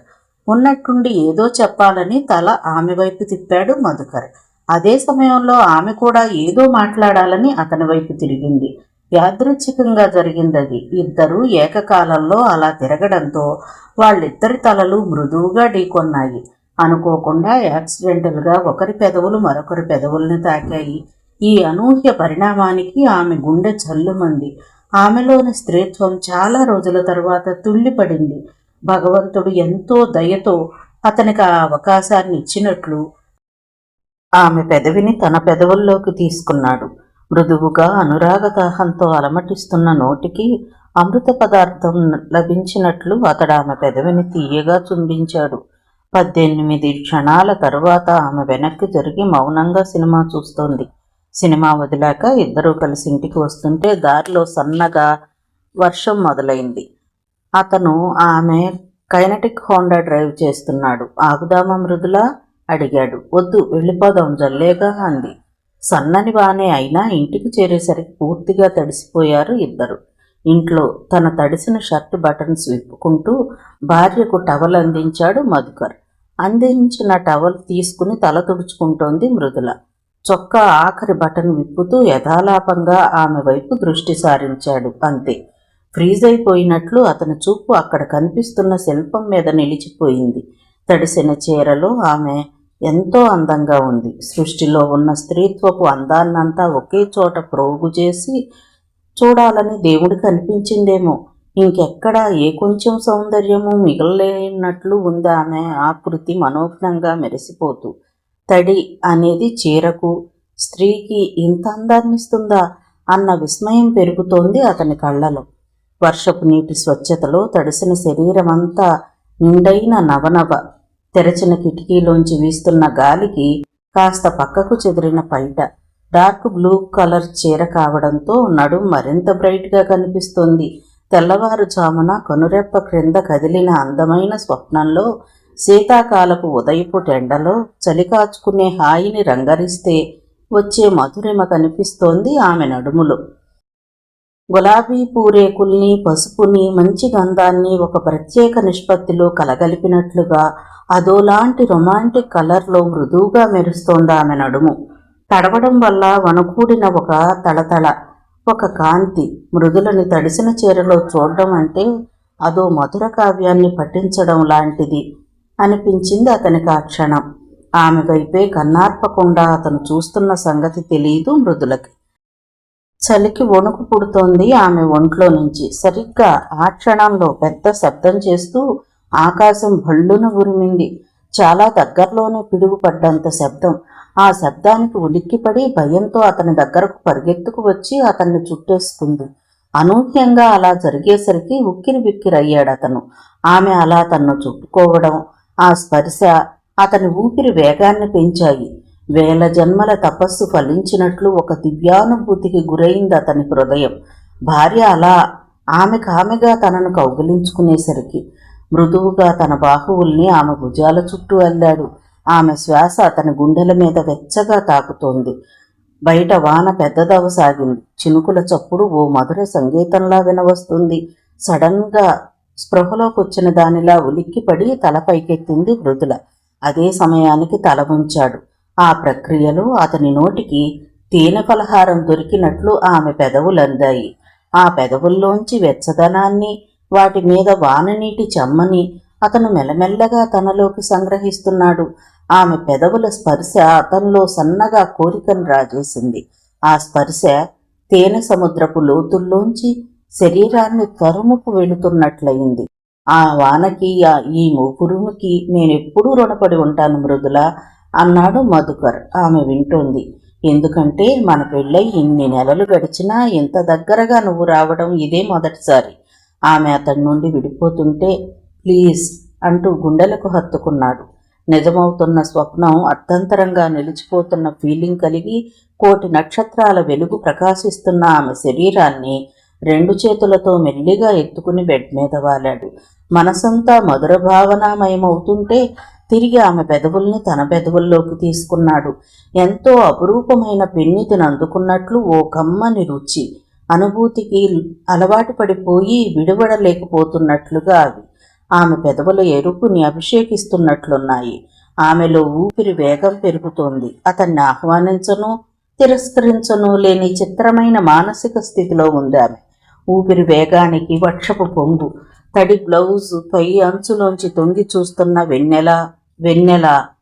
అప్పుడు మేల్కొంది మధుకర్లోని విచక్షణ. నాళ్ళు ఎంత నిగ్రహంతో ఉండి ఈరోజు తానెందుకు బలహీనుడవుతున్నాడు? మానసికమైన ఏ ప్రతిబంధకము లేకుండా ఆమె నన్ను స్వీకరించినప్పుడే ఈ కలయికన్నది జరగాలి తప్ప సెడక్షన్లా కాకూడదు. ఆమెతో కలిసి జీవించటం అనే ఆనందం ముందు శారీరక కోరికలు తీర్చుకోవడం అన్నది చాలా చిన్న విషయం. కళ్ల ముందు తనుంటే చాలు, అదే స్వర్గం. ప్రతి నిమిషము ఆమెను సంతోషపెట్టగలగడమే, ఆమె మనసు రవ్వంతైనా నొచ్చుకోకుండా అపురూపంగా చూసుకోవడమే నాకన్నింటికంటే అతి విలువైన వరం, గొప్ప సంతోషం. ఈ ప్రలోభంలో పడి అందరి మగాళ్ల లాంటి వాడే అనే అభిప్రాయం ఆమెలో కలిగించకూడదు. ఇప్పుడు కాకుంటే ఇంకొన్ని నెలల తర్వాతైనా ఆమె నన్ను అర్థం చేసుకుంటుంది. నా ప్రేమని, నిజాయితీని అర్థం చేసుకుంటుంది. సారీ మృదుల అంటూ ఆమెను వదిలేశాడు మధుకర్. ఆమె కళ్ళు విస్మయంతో విశాలమయ్యాయి. అంత ఆవేశంలో కూడా అతను సారీ అనడం, నిగ్రహంతో వెనక్కు మళ్లడం ఆమెకు నచ్చింది. ఒకే ఒక్క క్షణం అతను పరిచయమైనప్పటి నుండి జరిగిన సంఘటనలన్నీ కళ్ల ముందు మెదిలాయి. ఏ ఒక్క రోజు కూడా అతను తన మనస్సు నొచ్చుకునేలా ప్రవర్తించలేదు. పరుషమైన పదం ఒక్కటైనా అతని పెదవుల్లోంచి రాలేదు. తాళి కట్టాక కూడా తాళి కట్టేశాను కదా, ఇక ఏమైనా చేసేయొచ్చు అనే అధికారాన్ని ప్రదర్శించలేదు. భార్య మనోభావాలకు విలువనివ్వడం అనేది ఎప్పుడూ ప్రాధాన్యతాంశమే అతనికి. తనని భార్యలా కాదు, ఒక దేవతలా చూసుకుంటున్నాడు. అది కాదు గొప్ప, అందులో ఏ ప్రతిఫలాపేక్ష లేకపోవడం. అది అతని ఔన్నత్యం. ప్రతిగా దేన్ని ఆశించకుండా ప్రేమ కోసమే ప్రేమించడం అనేది అతనిలోనే తప్ప ఇంకెవ్వరిలోనూ కనపడింది. అదే కాదు, అసలు స్త్రీ జాతి అంటేనే అతనికి అపారమైన గౌరవం. ఆ ఆలోచనలన్నీ కలిసి మృదుల మనసుని కరిగించేశాయి. ఆ క్షణంలో గుండెను ప్రేమభావంతో నింపేశాయి. విడివడి వెళ్తోన్న అతని చేతిని పట్టుకుందామె అప్రయత్నంగా. ఆశ్చర్యపోతూ చూశాడు మృదులని. మృదుల పెదవుల మీద వెన్నెల కిరణం లాంటి సన్నని చిరునవ్వు. ఆ నవ్వులో, ప్రియతమా, నా మదిలో నీకు చోటు దొరికిందోయ్ అన్న మౌనాక్షరాల్ని చదివాడతను. హృదయంలో కోటి సన్నాయిలు మోగినట్లయి ఆనందాతిరేకంతో అతని కళ్ళు మెరిశాయి. ఎన్నో ఏళ్ల తపోఫలం ఆ రోజునే తనకు అందించడానికి దేవత దిగివచ్చినట్లు గుండెల్లో సంతోషం ఫౌంటైన్లా చిమ్ముతోంది. మృదులా అన్న పలవరింత పెదాల మీద కదిలింది. లిపిలేని ప్రియ భావనలు కన్నుల్లోంచి చూపుల వంతెనల మీదుగా ప్రయాణిస్తూ ఇరువురి హృదయాల్ని చేరుకుంటున్నాయి. స్వప్నంలోలా అతను కదిలాడు, ఆమెను చేరుకున్నాడు. సుగంధాన్ని తనలో దాచుకుంటున్న పూరేకులా అతన్ని హృదయానికి హత్తుకుందామె. సామ్రాజ్యాల్ని జయించినప్పుడు కూడా కలగనంత సంతోషం అతనిని కుదిపేస్తుంటే ఎందుకో అతని కన్నుల్లో లీలగా తడి ఊరింది. ఇంకెందుకు ఆ కంటతడి, ఇక నీ జీవితమంతా ఆనందమే అంటున్నట్లుగా తెరచిన కిటికీలోంచి లోపలికి ప్రవేశిస్తున్న చలిగాలి తిరిగి వెనక్కి వెళుతూ కిటికీ రెక్కను మూసేసింది.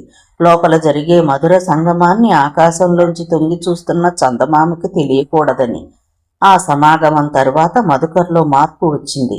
మృదులని మరింత ప్రేమగా చూసుకోవడం అనే మార్పు, శారీరకంగా ఏకమవ్వడం అనే దానికి దంపతులెవరైనా కొన్నేళ్లకో బాగా అలవాటు పడిపోతారు.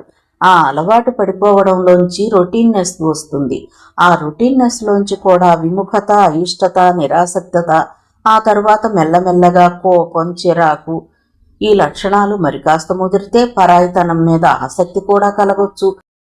ప్రేమించేటప్పుడు చూపించే ఆసక్తి పెళ్ళైపోగానే తగ్గిపోతుందని మృదులలో ఉండే అభిప్రాయాన్ని దూరం చేయాలనే తపనతో ఆ రోజు నుండి ఆమెతో మరింత మమతగా ఉంటున్నాడు అతను.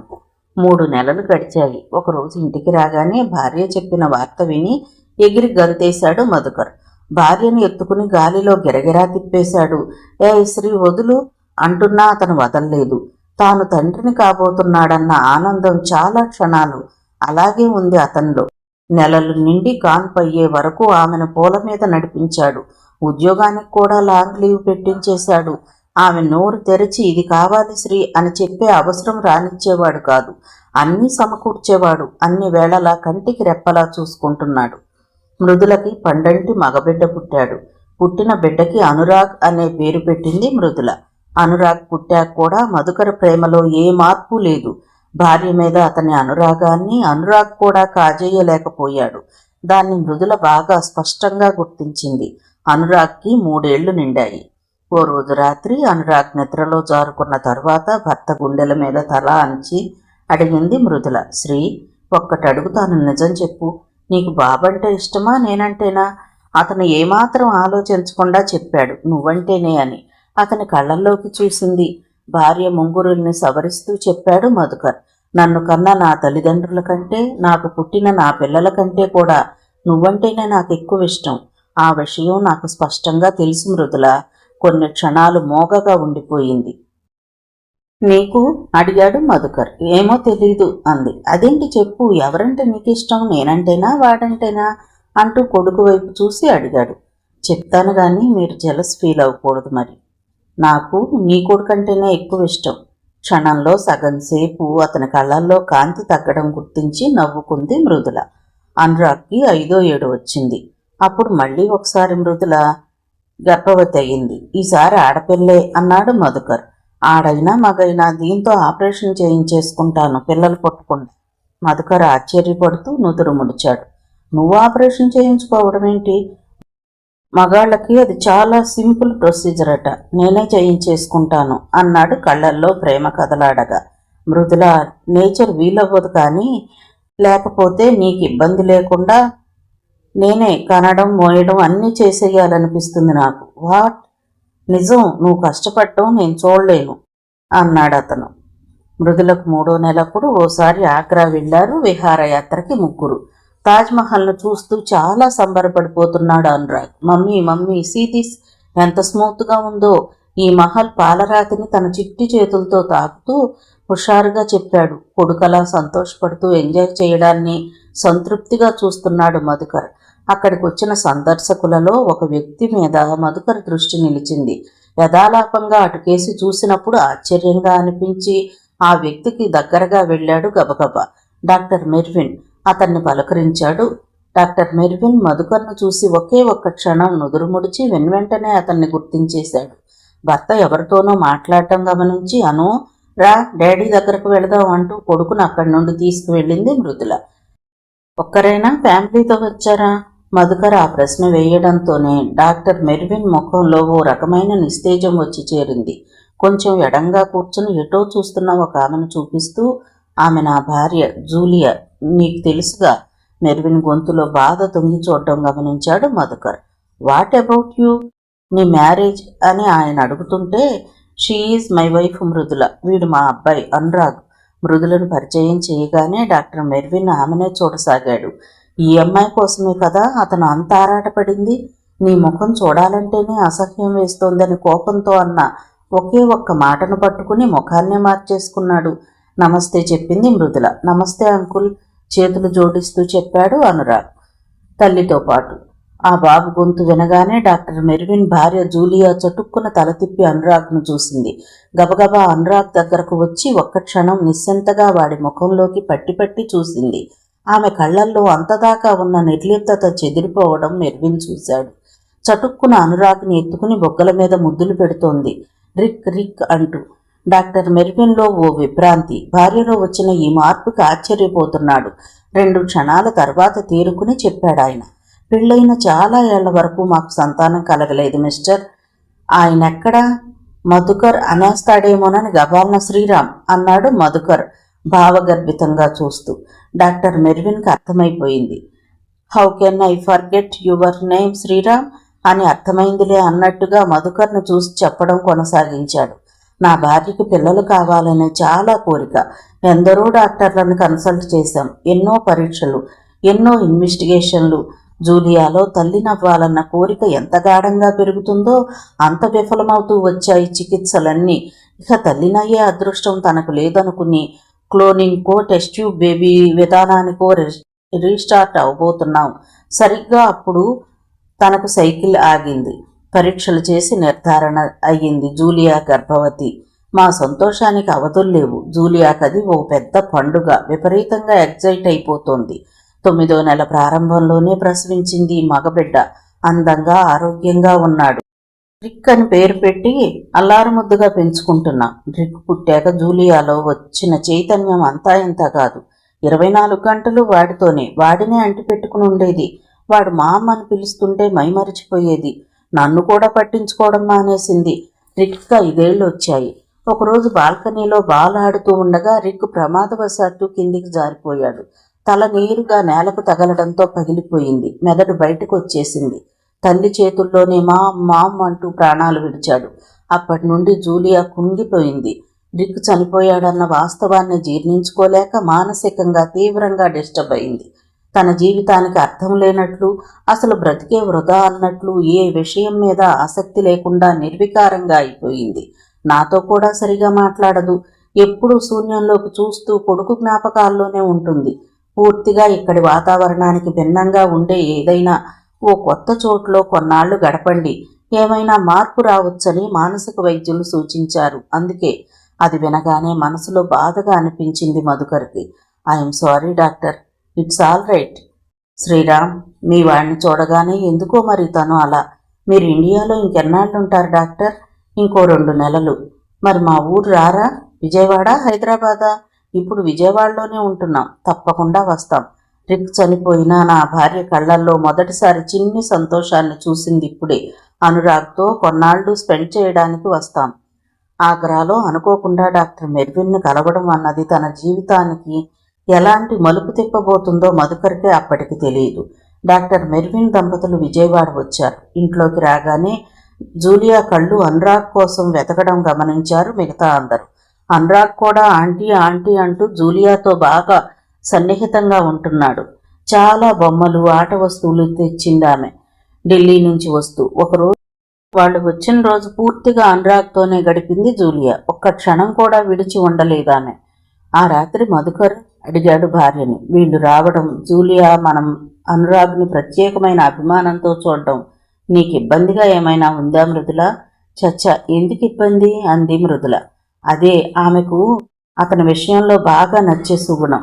తన ప్రవర్తన వల్ల గాని తన చర్యల వల్ల గాని కట్టుకున్న భార్య మనసు ఏమైనా బాధపడుతుందేమో అన్న స్పృహ ఉండటం, ప్రతి క్షణం ఏమరిపాట్లో కూడా ఆ అంశాన్ని అతను నిర్లక్ష్యం చెయ్యడు. నాకు ఆవిడను చూస్తుంటే చాలా జాలిగా అనిపిస్తుంది మృదుల. దాదాపు 40 ఏళ్ళు వచ్చేశాయి. ఈ స్టేజ్లో ఇక పిల్లలు పుట్టడం అనేదే జరగకపోవచ్చు. మన అనువుని చూస్తుంటే తనకి వాళ్ళ రిక్కును చూస్తున్నట్లుంటోందట. వాడు ఎందుకనో ఆవిడతో బాగా కలిసిపోయాడు. శ్రీ ఇవాళ ఆవిడ ఆంటీ కాదు మమ్మీ అను అని వాడితో చెప్పి మమ్మీ అని పిలిపించుకుందిట. వాడే చెప్పాడు. అది విని నిర్ఘాంతపోయాడు మధుకర్. ఇంకో 2 నెలల్లో డాక్టర్ మెర్విన్ జూలియాలు న్యూయార్క్కి బయలుదేరబోతున్నారనగా మధుకర్ని ప్రత్యేకంగా గదిలోకి తీసుకెళ్లి తలుపులు వేశాడు డాక్టర్ మెర్విన్. మీతో ఒక్క విషయం మాట్లాడాలి మధుకర్. మధుకర్ అన్న పదం ఎక్కడ మృదుల చెవిన పడుతుందో అన్నట్లుగా క్షణంసేపు కంగారుగా అటు ఇటు చూశాడు మధుకర్. ఏంటి సార్? ఒకసారి దీర్ఘంగా శ్వాస తీసుకుని చెప్పాడు మెర్విన్. మా రిక్కు చనిపోయాక దాదాపు పిచ్చిదానిలా అయిపోయిన నా భార్య ఆ రోజు ఆగ్రాలో అనురాగ్ను చూశాక కొద్దిగా మారింది. మొదటిసారిగా ఆమె కళ్ళల్లో వెలుగును చూశాను. ఈ 10 రోజుల్లో తను అనుతో విడదీయరాని సంబంధం ఏర్పరచుకుంది. మానసికంగా తన కొడుకుని రిక్ని అనులో చూస్తోంది. మీరు మరోలా భావించుకుంటే కొన్నాళ్లు బాబుని మాతో తీసుకెళ్తాం. షాక్ అయ్యాడు మధుకర్. డాక్టర్, 2-3 రోజులుగా జూలియా నన్ను అడుగుతోంది అనుని మనతో తీసుకువెళదామని. సర్లే అంటూ ఏదో భ్రమలో పెట్టేశాను. కానీ ఇప్పుడు బయలుదేరే ముందు బాబు రాకపోతే తనేమైపోతుందోనని భయంగా ఉంది. మెర్విన్ కంఠంలో దుఃఖం తొంగి చూస్తోంది. చాలాసేపు ఆ ఇద్దరి మధ్య నిశ్శబ్దం రాజ్యమేలింది. సార్, మృదుల ఒప్పుకుంటుందో లేదో. మధుకర్ ఎలాగో పెదవి విప్పాడు. అయినా వాడు మీతో వస్తాడా? అను వస్తాడు. మృదుల గారి కాళ్ళు పట్టుకుంటాను నేను, ఎమోషనల్గా చెప్పాడు మెర్విన్. మధుకర్ భార్యతో ఆ విషయం చెప్పగానే అదిరిపడి చూసింది మృదుల. ఏంటండి మీరనేది? వాడు లేకుండా నేనెలా ఉండగలను అనుకున్నారు? మృదుల, డాక్టర్ మెర్విన్ గారు నాకు బాగా తెలుసు. ఆయన ద్వారా నేను చాలా పెద్ద సాయం పొందాను గతంలో. న్యూయార్క్లో పేరు ప్రతిష్టలున్న సర్జన్, బిలియనీర్. ఇవన్నీ మెటీరియలిస్టిక్ విషయాలు. మానవీయ కోణంలోంచి చూస్తే జూలియా ఈసారి పిచ్చిదవ్వటం కాదు, ఆత్మహత్యకు కూడా పాల్పడుతుందేమోనని మెర్విన్ గారు భయపడుతున్నారు. ఆవిడ తిరిగి మామూలు మనిషి అవ్వటానికి మన అను ఉపయోగపడటం ఆ భగవంతుడు వాడికిచ్చే ఆశీర్వచనంలో తీసుకున్నాం. ఆమె నిర్ఘాంతపోయింది. అంటే మీకు ఇష్టమేనా? వాడు లేకుండా మీరు మాత్రం ఉండగలరా? అడిగింది. కొన్నేళ్లేగా. మానసికంగా ఆవిడ కొంచెం స్టేబుల్ అయ్యాక వచ్చేస్తాడు. అయినా ఇంకో 5-6 నెలల్లో మనకు పాపో బాబో పుడతారు. వాడు మనం లేకుండా వాళ్లతో ఉంటాడా అసలు? వెళతానన్నాడు నేను అడిగితే. ఆ తర్వాత డాక్టర్ మెర్విన్ కూడా మృదులను ఎంతగానో బతిమాలారు. భార్యను కాపాడుకోవడం కోసం ఆయన పడుతున్న తపన మృదుల అర్థం చేసుకుంది. భార్య మీద ప్రేమతో ఆయన ఇలా ప్రాధేయపడుతుంటే ఆమె సరే అనకుండా ఉండలేకపోయింది. అనురాగ్ దగ్గరకు వెళ్ళి, ఏరా అను, ఆంటీతో అమెరికా వెళతావా అని అడిగింది. ఓ, ఏరోప్లేన్ ఎక్కొచ్చుగా, వెళతాను ఆంటీ, మంచిది అంటూ వాడు సిద్ధపడిపోయాడు. కొడుకుని అలా దూరం పంపించేయడం మధుకర్కి మనసులో బాధగా అనిపిస్తున్నా ఈ పని వల్ల ఓ స్త్రీ జీవితం కుదుట పడుతుంది అనే ఒకే ఒక్క ఆలోచనతో ఆ బాధని అణచిపెట్టేసుకున్నాడు. అనురాగ్ తమతో వస్తున్నాడన్నది నిర్ధారణ కాగానే జోలిగా మనసు ఉప్పొంగిపోయింది. మృదులను ఒక్కసారిగా కౌగిలించేసుకుని ఏడ్చేసింది. ఎయిర్పోర్ట్లో కూడా మమ్మీ బాయ్ అంటూ హుషారుగా చెప్పి జూలియా చెయ్యి పట్టుకుని వెళ్ళిపోయాడే కానీ ఏమాత్రం ఏడవలేదు అనురాగ్. వాడు అలా ఉండటం కూడా మృదుల మధుకర్ల మనసులోని ఆరాటాన్ని కాస్త తగ్గించినట్లయింది. విమానం గాలిలోకి ఎగురుతుంటే దాని వంకే చూస్తూ ఉండిపోయారు ఆ దంపతులు. కొన్నాళ్ళు అని అనురాగ్ని అమెరికా తీసుకువెళ్లారే కానీ క్రమక్రమంగా అది శాశ్వత బంధంలా మారిపోసాగింది. అక్కడ అను జూలియాల మధ్య 2-3 రోజులకు ఒకసారి న్యూయార్క్ నుండి ఫోన్ చేసి మాట్లాడుతున్నారు వాళ్ళు. అనుని అక్కడే స్కూల్లో వేశారు. జూలియాకి ఎంత మామూలు స్థితికి వచ్చిందో అంత గాఢంగా అనురాగ్తో అనుబంధం పెరిగింది. అదే మెర్విన్కి పిల్లవాణ్ణి మధుకర్కి అప్పగించేసే ప్రయత్నానికి ప్రతిబంధకమవుతున్నది. రోజులు అలా గడిచిపోతూ ఉన్నాయి. 6 నెలలు కాలగర్భంలో కరిగిపోయాయి. మృదులకి ఈసారి మధుకర్ అన్నట్లే ఆడపిల్ల పుట్టింది. అమెరికా ఫోన్ చేసి డాక్టర్ మెర్విన్ దంపతులతో మాట్లాడారు మధుకర్. అనుకి చెల్లి పుట్టింది అని చెప్పగానే ఎంతో సంతోషించారు వాళ్ళు. కంగ్రాట్స్, మేము ఇండియా వస్తాం చెప్పాడు మెర్విన్. అనుతో మాట్లాడండి అని ఫోన్ అనురాగ్కి ఇచ్చాడు ఆయన. న్యూయార్క్లో వాళ్ళ ఇంట్లో. డాడ్. కొడుకు గొంతు వినగానే గుండెలో ఎగ్జైటింగ్ ఫీలింగ్ కలిగింది మధుకర్కి. అను, ఎలా ఉన్నావురా? I'm fine daddy. స్కూల్కి వెళ్తున్నావా? వెళ్తున్నా. మమ్మీ ఎలా ఉంది? మమ్మీకి పాప పుట్టిందిరా. నీకు చెల్లి. చూడటానికి రావా? వస్తాను. చెల్లిని చూడటానికి 6 ఏళ్ల అనురాగ్ అమెరికా నుండి వచ్చాడు డాక్టర్ మెర్విన్ జూలియాలతో. సో క్యూట్ డాడీ అంటూ ఆ పాపను చూసి ఎంతో ఆనందించాడు వాడు. నెల రోజులుండి తిరిగి అమెరికా వెళ్ళిపోయారు మెర్విన్ దంపతులు అనుతో కలిసి. పాపకి తుషారా అని పేరు పెట్టింది మృదుల. మధుకర్ వ్యాసక్తిని ఆపరేషన్ చేయించుకున్నాడు. కదిలిపోయే కాలం. మృదుల ముఖానికి మసక కళ్ళజోడుని, మధుకర్ తల్లో తెల్ల వెంట్రుకల నదిని, తుషారకి 17 ఏళ్ల ప్రాయాన్ని తెచ్చిపెట్టింది. అనురాగ్ న్యూయార్క్లోనే మెడిసిన్ చదువుతున్నాడు. 6 ఏళ్ల వయసులో అతను ఇండియాకి వెళ్ళాడు. తుషార పుట్టినప్పుడు ఆ తర్వాత ఒక 5 ఏళ్ల పాటు క్రమం తప్పకుండా ఏడాదికి 2-3 సార్లు ఇండియా వచ్చి తల్లిదండ్రుల్ని చెల్లెల్ని చూసి వెళ్లేవాడు. ఆ తర్వాత పెద్ద చదువులకు ఎదిగిపోవడంతో గత 10 ఏళ్లుగా అతను ఇండియా రాలేదు. మృదుల, మధుకర్లు కూడా ఈ 10 ఏళ్లలో ఎప్పుడూ అమెరికా వెళ్లలేదు. మృదులకెందుకో ఈ మధ్య కొడుకును చూడాలని బాగా అనిపిస్తుంది మనసులో. అర్ధరాత్రి 12 గంటలప్పుడు ఫోన్ మోగింది. నిద్రలో మృదుల ఉలిక్కిపడి లేచింది. బెడ్ మీద తన పక్కన భర్త లేకపోవడం చూసి శ్రీ అంది. గదిలో లేడా అతను. ఫోన్ ఎత్తి హలో అంది. హాయ్ మమ్మీ, నేను అనురాగ్ని. న్యూయార్క్ నుండి కొడుకు ఫోన్ చేస్తున్నాడని తెలుసుకోగానే నిద్రమత్తు వదిలిపోయింది. ఎలా ఉన్నావురా? ఈ వేళప్పుడు ఫోన్ చేస్తున్నావేంటి? ఇక్కడ ఇండియాలో ఇప్పుడు అర్ధరాత్రి 12 అంది. అందుకే చేస్తున్నా. Many happy returns of the day mummy అన్నాడు అనురాగ్. అప్పుడు గుర్తొచ్చింది ఆమెకు తన పుట్టినరోజు సంగతి. Thank you. నాకు అస్సలు గుర్తులేదు. మమ్మీని చూడటానికి ఎప్పుడు వస్తున్నావు? ఎగ్జామ్స్ అవ్వగానే. నాకు నిన్ను చూడాలనుందిరా. 10 ఏళ్లైపోయింది నిన్ను చూసి. నాకు కూడా ఇండియా రావాలని ఉంది. చెల్లి ఎలా ఉంది? బాగా నిద్రపోతూ ఉండుంటుంది. డాడీ ఉన్నారా పక్కన? లేరు. సరే బాయ్ మమ్మీ. కొడుకుతో ఫోన్ మాట్లాడాక ఒంట్లోకి కొత్త శక్తి వచ్చినట్లుగా అయింది మృదులకు. భర్త కోసం వెతుక్కుంటూ బెడ్రూమ్ తలుపు తెరుచుకుని బయటకు వచ్చింది. పక్కనున్న మరో గది తలుపు మూసి ఉంది. దగ్గరకు వెళ్లి తలుపు తట్టింది. 2 క్షణాల తర్వాత తెరుచుకుంది తలుపు. ఆ గది లోపలికి చూడటంతోనే ఆమె హృదయం అనంత తరంగమైపోయింది. గది నిండా రంగురంగుల బెలూన్లు. 1 కాదు 2 కాదు, వందల సంఖ్యలో. ఆ బెలూన్ల సమూహంలోంచి భర్త కనిపిస్తున్నాడు. టేబుల్ దగ్గర కేక్ని, పూల బొకేల్ని అందంగా అమర్చి ఉంచాడు. కేక్ పక్కన వెలుగుతున్న కొవ్వొత్తులు. వాటిని అక్షరాలుగా నిలబెట్టి వెలిగించినట్లున్నాడు. అబ్బురపాటుతో వెలుగుతున్న ఆ కొవ్వొత్తుల అక్షరాల్ని చదివింది మృదుల ఇంగ్లీష్లో. హ్యాపీ బర్త్డే శ్రీ అంటూ వెళ్లి అతన్ని హత్తుకుపోయింది మృదుల. ఇద్దరూ కలిసి బెలూన్లు నిండిన ఆ గదిలోంచి బయటకు వచ్చారు. కూతురు బెడ్రూమ్ తలుపు లోపల గడియ పెట్టి ఉందో లేదో అని ఓసారి తట్టి చూసింది. మంచం మీద బోర్లా పడుకుని గాఢ నిద్రలో ఉంది తుషార. దగ్గరకు వెళ్లి బ్లాంకెట్ని కూతురికి కప్పి తిరిగి వచ్చింది. తలుపు దగ్గరకు వేయబోతుంటే హఠాత్తుగా లోపల నుంచి వినిపించింది హ్యాపీ బర్త్డే మమ్మీ. బెడ్ వైపు చూస్తే బెడ్ మీద నుండి అప్పుడే నవ్వుతూ చూస్తున్న కూతురు కనిపించింది. ఆ ఉదయం బ్రేక్ఫాస్ట్ సమయంలో భర్తతో అంది మృదుల. శ్రీ, నాకు అనును చూడాలనిపిస్తుంది బాగా. బెంగ అన్నాడు ఇడ్లీ తింటూ. 10 ఏళ్లుగా వాడిని చూడలేదు మనం. మీకు లేదా బెంగ? ఎగ్జామ్స్ అవ్వని వాడికి మనల్ని చూడాలని తహతహగానే ఉంటుంది. అన్నయ్య ఎప్పుడొస్తున్నాడు డాడీ అడిగింది తుషార. త్వరలోనే చెప్పాడు మధుకర్. న్యూయార్క్లో అనురాగ్కి పరీక్షలు పూర్తయ్యాయి. వెంటనే ఇంటికి ఫోన్ చేసి చెప్పాడు. మమ్మీ, నేను ఇండియాకి బయలుదేరుతున్నా. ఎప్పుడను అడిగింది మృదుల విపరీతంగా ఆనందపడిపోతూ. ఎల్లుండే చెప్పాడతను. ఆ రోజు ఉదయాన్నే లేచి కారులో హైదరాబాద్ చేరుకున్నారు మృదుల, మధుకర్, తుషారలు. వీళ్లతో పాటు మృదుల తల్లిదండ్రులు వైదేహి, కృష్ణమూర్తి కూడా వచ్చారు. శ్రీవాత్సవ ఎయిర్పోర్ట్లో కలిశాడు వీళ్లందర్నీ. విమానం వచ్చే టైం దగ్గర అయ్యే కొద్దీ మృదులలో ఆతృత అధికమవ్వసాగింది.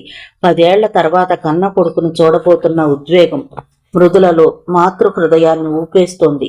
విమానం రన్వే మీదకొచ్చి ఆగింది. ప్రయాణికులు ఎయిర్పోర్ట్లో ఫార్మాలిటీస్ ముగించుకుని బయటకు వస్తున్నారు.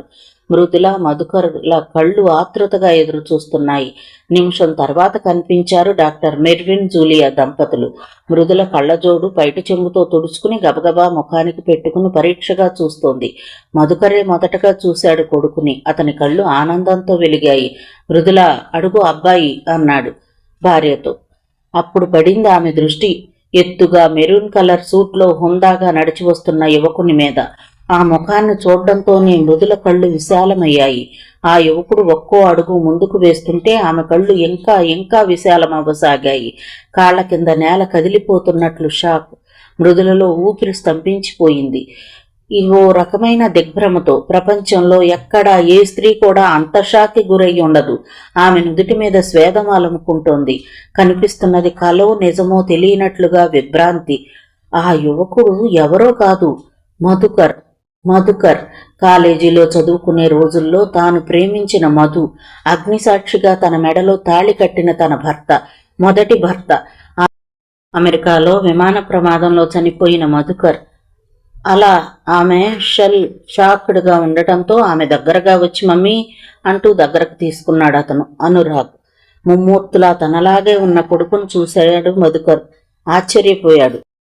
ప్లాస్టిక్ సర్జరీలు ముఖానికే కాని జీన్స్కి కాదుగా అనుకున్నాడు తనకు కార్బన్ కాపీలా ఉన్న అనురాగ్ను చూసి. మృదుల ఎంత షాక్కి గురై ఉంటుందో అతను ఊహించాడు.